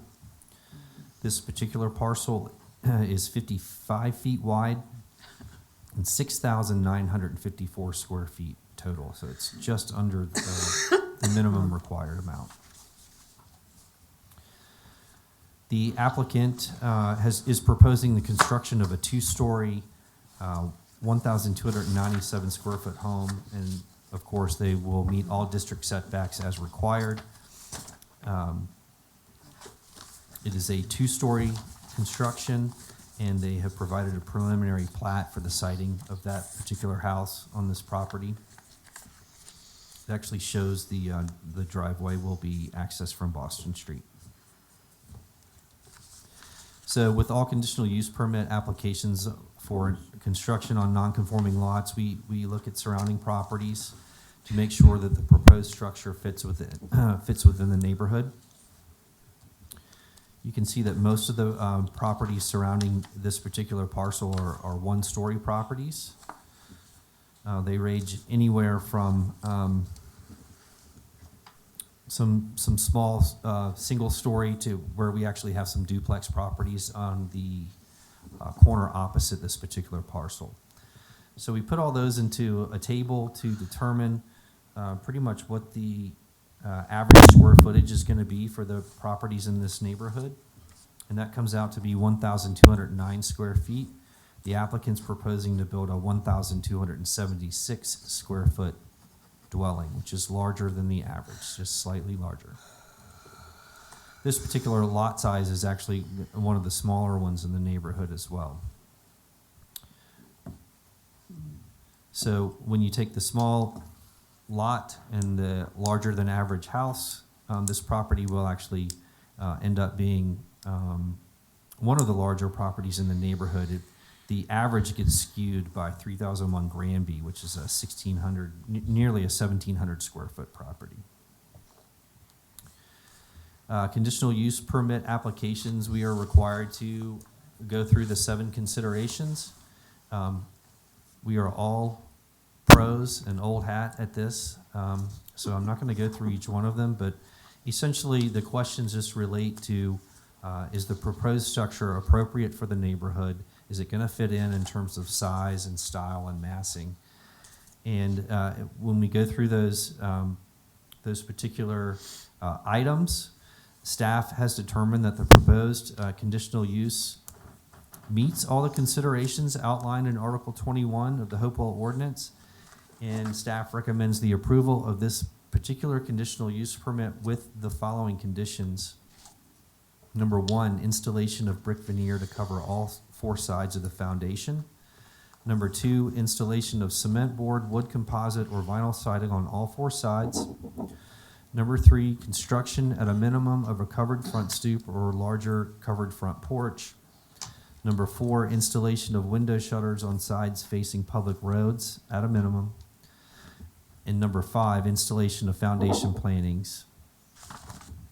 Planning Commission agreed with staff's recommendation and those conditions, and they added another condition of their own, and that would be stormwater review of the final plan submission. I just added the note that that is a part of any regular building permit submission anyway, but they did want to add that particular condition. And then at your work session, which was held on October 11th, the 2 conditions that were brought up during that were adding 12-inch overhangs on all roof edges and the retainage of at least 20% tree canopy coverage. I would say that the applicants have been wonderful to work with. They turned in a great, complete application. They have agreed to all these conditions that have been placed upon them, both from staff, Planning Commission, and those 2 suggested ones from your work session. They are in agreement with all of them. So this evening, we're asking for your action to approve this conditional use permit. And that's the end of my presentation. The applicant is here himself and is available to answer any questions you may have. I do not see any lights. At this time, I'll open the public hearing.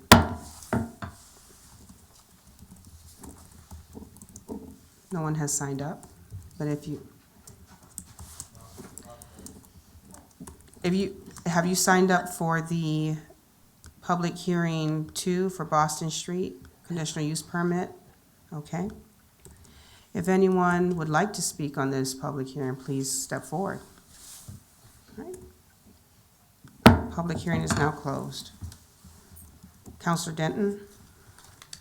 Yes, I'd like to make a motion to approve the CUP application to construct a single-family dwelling on subparcel 047-0310, located on Boston Street, with the conditions that were presented by the Director of Development.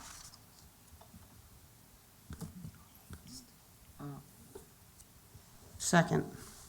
Question. Point of information, or you would ask She Mr. said Ward? on Boston Street, should it be the corner of Boston Street and Miles Avenue? What, or should it Yes, be? ma'am, it's that particular parcel, which is 0470310. So I would make that friendly change to her motion to specify Located on Boston Street? Boston and Miles. You can just add the subparcel number if you'd like, that identifies it Okay. specifically.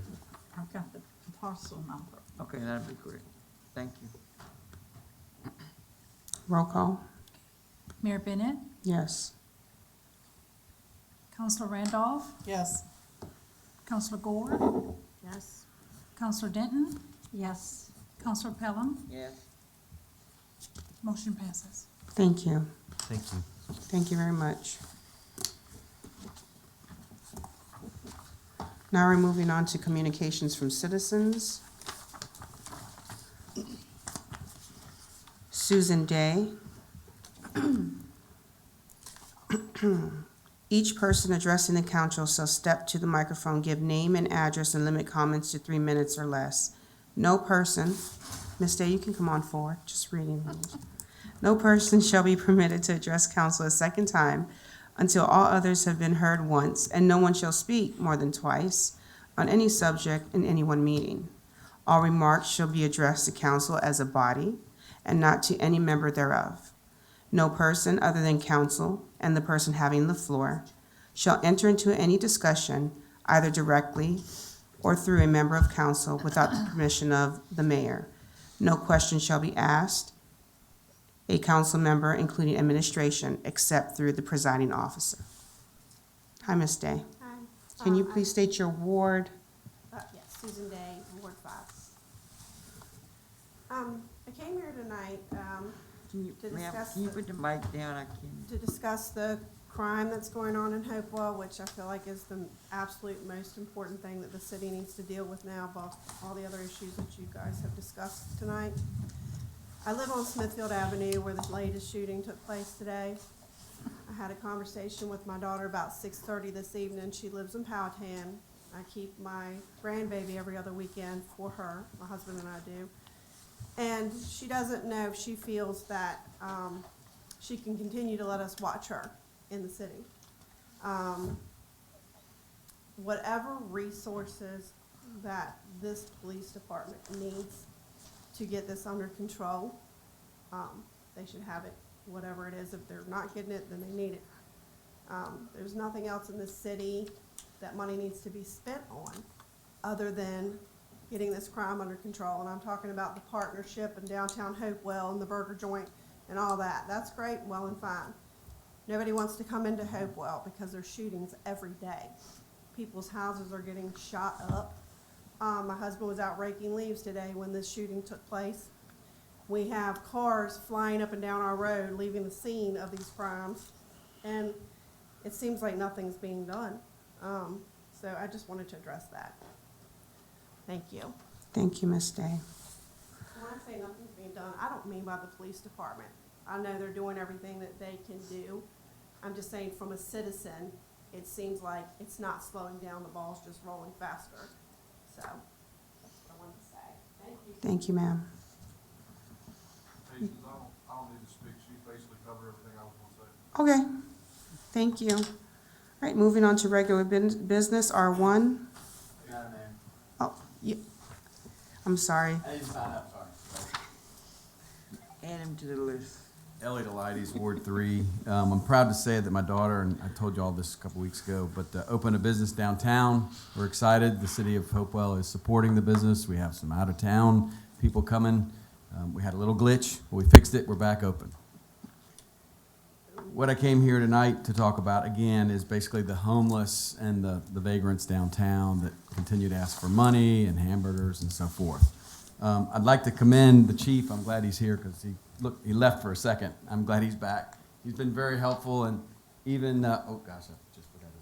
Deputy Reedy, right? He's one of the sheriff's deputies that is coming downtown. So that part's working. I'm very thrilled to have both of those groups downtown engaged, and it seems to be helping. The main reason I'm here is to read a letter. And this letter is from a woman who lives in the Butterworth Lofts. Okay? She teaches at, I always want to say John Tyler, but she teaches at Bright Point. And she came into my store and she wanted to come here. She goes, but I teach on Tuesday at Bright Point. And I'm like, well, why don't you write the letter? She goes, yeah, but a letter's not the same. I'm like, okay, well, write the letter, send it to me, I'll read it for you. So if you'll indulge me, I'm going to read the letter, and then I'll give the clerk a copy of her letter. So the woman's name is Carol Carr. She's a 12-year resident at Butterworth Lofts, which is about, I think, when it started, because it's not been open that long. She's the associate professor of biology at Bright Point Community College. She says, as a long-term resident of downtown Hopewell, I have an intimately personal relationship with the state of my living conditions and those that surround me. The 100 to 200 block of East Broadway has been the epicenter of a tug-of-war between the needs of citizens, small business, and drug-related crimes for several years. Such an unsavory mix has left me perplexed about the actionable motives of city governance and policing. That said, I've noticed dramatic changes that successfully unveil the potential of downtown Hopewell. Mistakes aside, the vision of the City Council and Downtown Hopewell Partnership has been instrumental in shedding the image of tired antique shops, abandoned buildings, and open-air drug sales.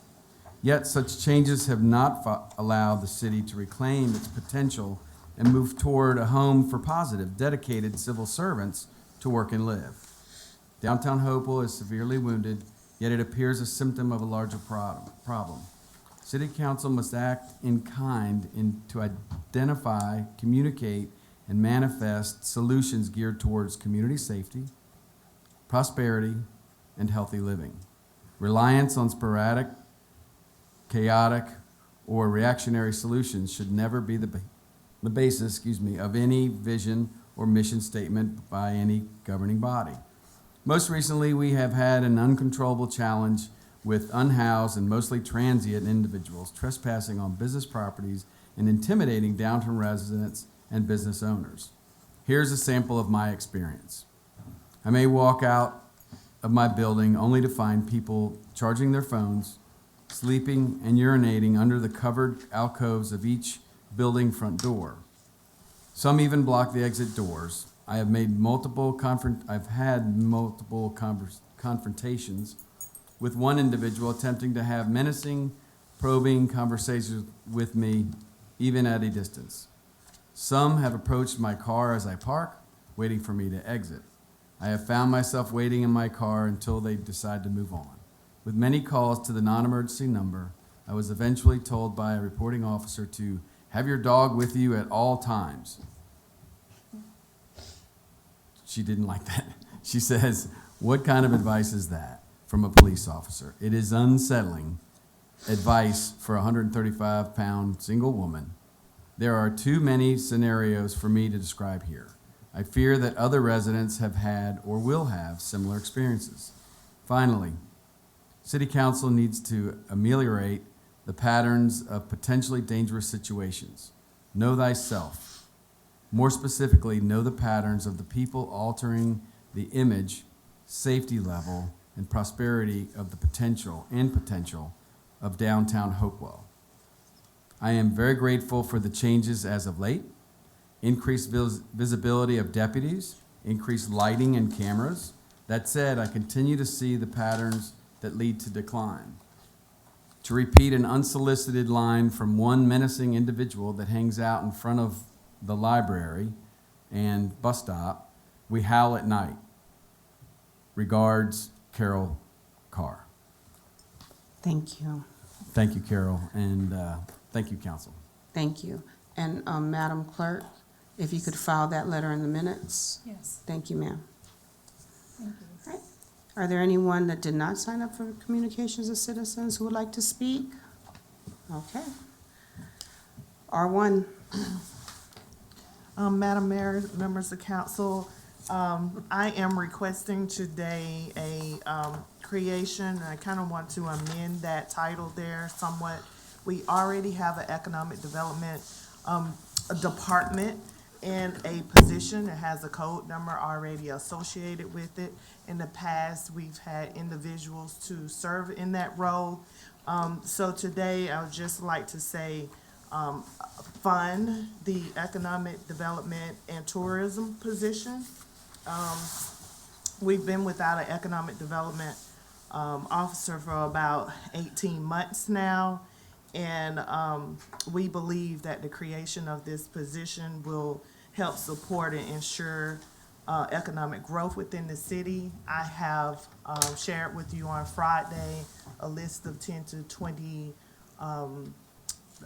businesses proposed to come into the city with no one to assist them. We have Mr. Ward working double, triple duties with aiding in those conversations, and I think it'll be beneficial to the city.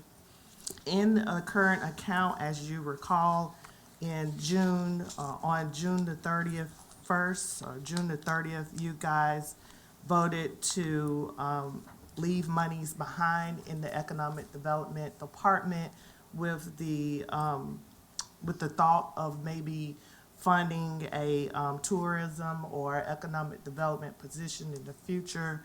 I have shared with you in efforts of transparency where those dollars are. In the R1 item, is there's a total of $86,940. Those do not include the monies that are set aside for the economic development that was outsourced by the previous administration. So there are potential other dollars available to go towards this position. So I'm asking for your support today for the creation of the economic development and tourism position. Councilor Gore? Thank you for putting this on the agenda. In regards to the other monies,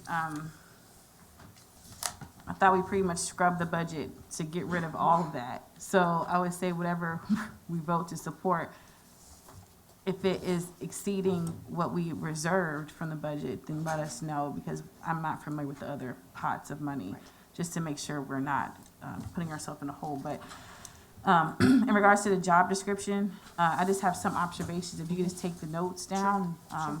One thing I noticed with the essential responsibilities, I wouldn't include specifically serving on boards, because the ones that were listed here are actually council-appointed positions. Okay. So they could probably serve as a proxy, but I wouldn't list it out like that.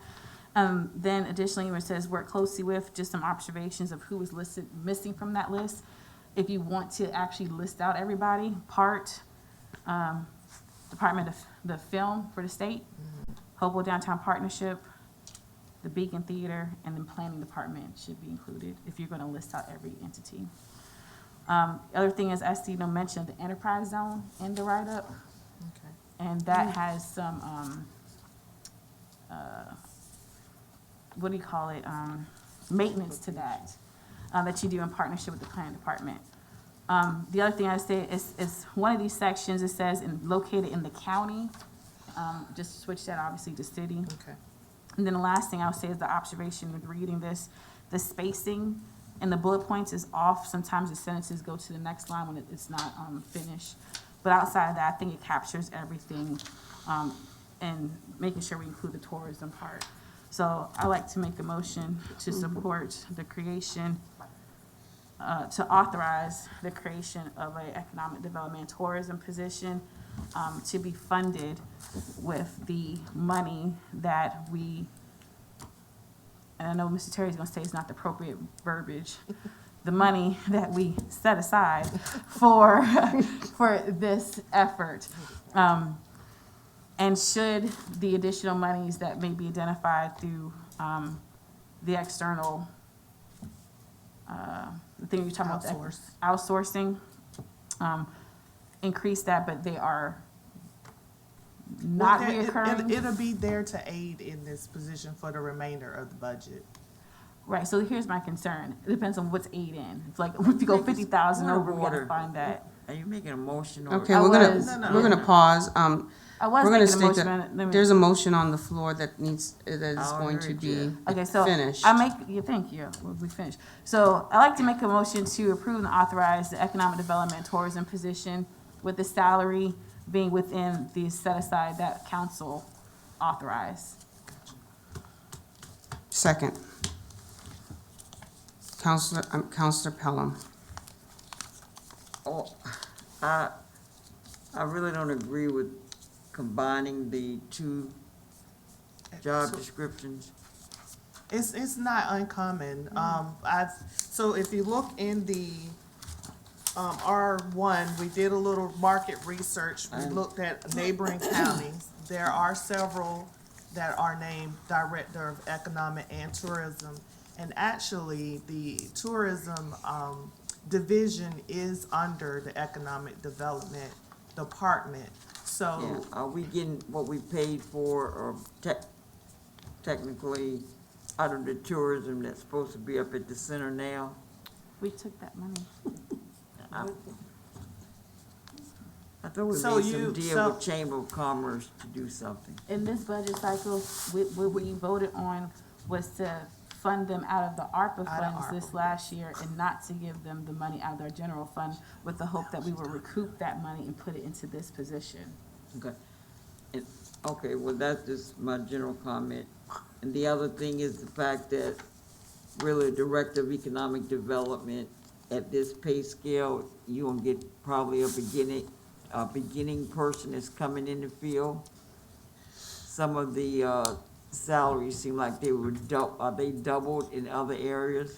they are double in other areas, but the salary representation that you see from the localities that are researched, we use those for comparison because of the size budget that they have that we compare ourselves to and the number of employees. So if you notice, the first one is Dinwiddie, second Surrey, Prince George, Petersburg, Right. and Colonial Heights. I took the average of those salaries to kind of give me a ballpark of where we should start. But here at the city, we try to keep all the directors around the same salary, coming in.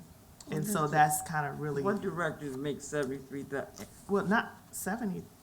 Where am I missing? I thought it was 73,000. You're referring to, we're already at midway of the budget cycle. So Oh. that is what is required for the remainder of the year. Oh, okay. And we may not need that much considering how long it may take someone to come on board. But 73 is what's been determined by the finance director as if someone comes on board January 1st. Okay, I got you. All right. I'm okay.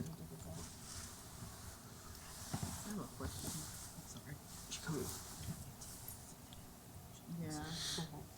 So, I roll don't know, call. do we, Oh, I'm sorry. Counselor Pelham, did you have something to say?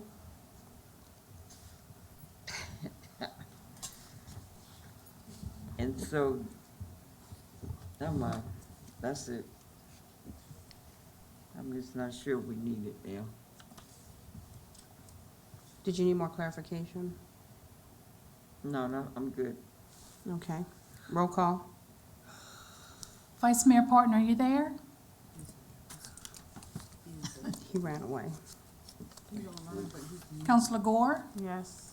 Counselor Denton? Yes. Counselor Pelham? I don't know. No. Mayor Bennett, Yes. Counselor Randolph. Yep. Motion passes. I make a motion to extend the meeting to complete C1. Second. Roll call. Vice Mayor Pardon.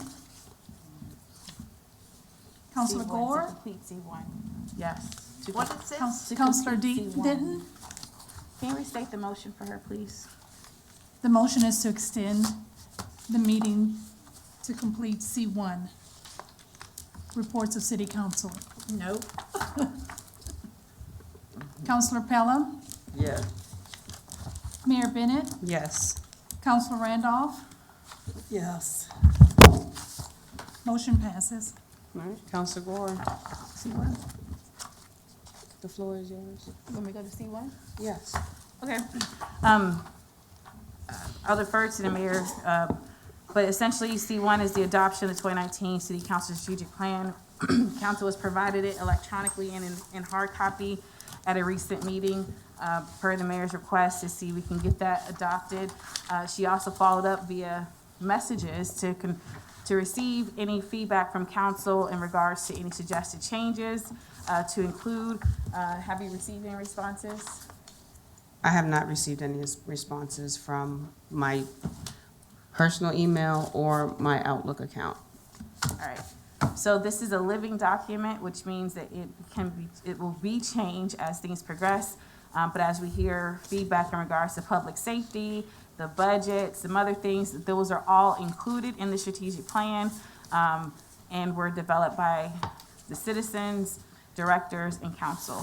So with that, I'd like to make a motion to adopt the 2019 City Council Strategic Plan as a living document. Second. Counselor Randolph? I have no problem adopting it. We probably should have done that a while ago. But I didn't put any comments in because, well, number one, I thought that we should sit back down as a council and discuss it as a whole. And I will vote yes for adoption of it, but hope that you all, as you move forward next year, will sit down and let everybody hear what everybody else has to say, because it is a living document and it is outdated. And so that's just my suggestion. Counselor Denton? And I agree because in reading this, I didn't send the email because I really didn't think we needed to vote on this right now. Because one of the big parts is economic development. And this council voted to disband it, defund it. No, we just did it, we just. Well, put it- you just, yeah, but it's not there yet. And we've got a lot of questions as to what we're going to do as a city. So, yeah, I'm glad we did this tonight. I'm thrilled to death. Because we certainly need an economic director of economic development. But I think it's too early to pass this without getting an input from the new councilors coming on. This was done back in 2019, 2020. 2020, yes, ma'am. So it's a good 3 years old. Mm-hmm. So a lot's happened in 3 years. So I would like to see us have a work session and let's revise it a little bit. Okay, And that's it. thank you. Just to make it clear, this that we are putting on the floor to request for it to be adopted this evening is because there has been a big disarray on council and how we should move forward as a unit.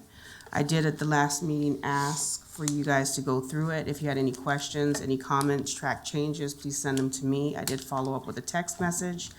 I didn't receive anything. At this strategic plan, you have to start somewhere. If you don't start, you'll never begin. So, to the new council, this is not if they have an issue or they want to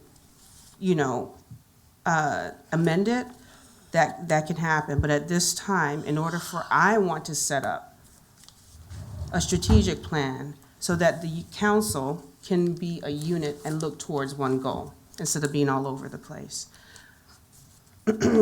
Lessons learned. So, with that being said, roll call. Vice Mayor Parton voted yes via the phone. You voted yes? You said what? Vice Mayor Parton. Point of information, Vice Mayor Parton is on mute for some reason, and he asked me to let the city He's clerk on know that mute. he's yes. Can you unmute Oh, him? his vote is yes? Yes. Something's going on with it, it won't allow. Okay, He's so not I muted. need him to get on the phone because I want to hear his voice. Oh, I'll get him on the phone. okay, I'll go ahead and continue. Thank you, ma'am. Counselor Gore? Yes. Counselor Denton? No. Counselor Pelham? Yes. Mayor Bennett? Yes. Counselor Randolph? Yes. Vice Mayor Parton? Okay, are you hearing the vote that's on the floor? He typed. No, I logged off because. You're logged off. You're on speaker. Okay, Rashawn got you. okay, so are you logged off? Well, it's still 40. I'm logged off. Okay, I mean, I tried making motions, I tried. okay, thank you. Thank you, that's all I needed. Okay. So just to be clear, even though he did message, that's not his vote. We still gonna need to hear his voice, and as we heard out loud, he is logged off. Okay. Motion still passes. Thank you. Motion to adjourn. So move. All in favor? Aye. All opposed?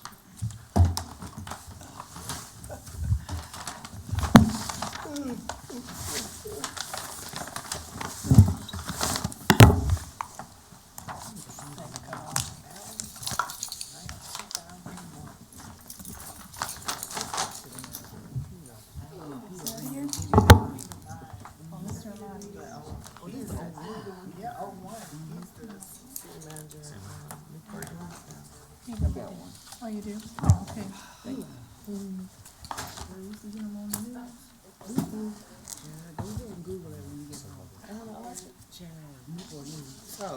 Oh, I know they off the chain. Off the chain. They be off the chain all the time. Okay. Rashad.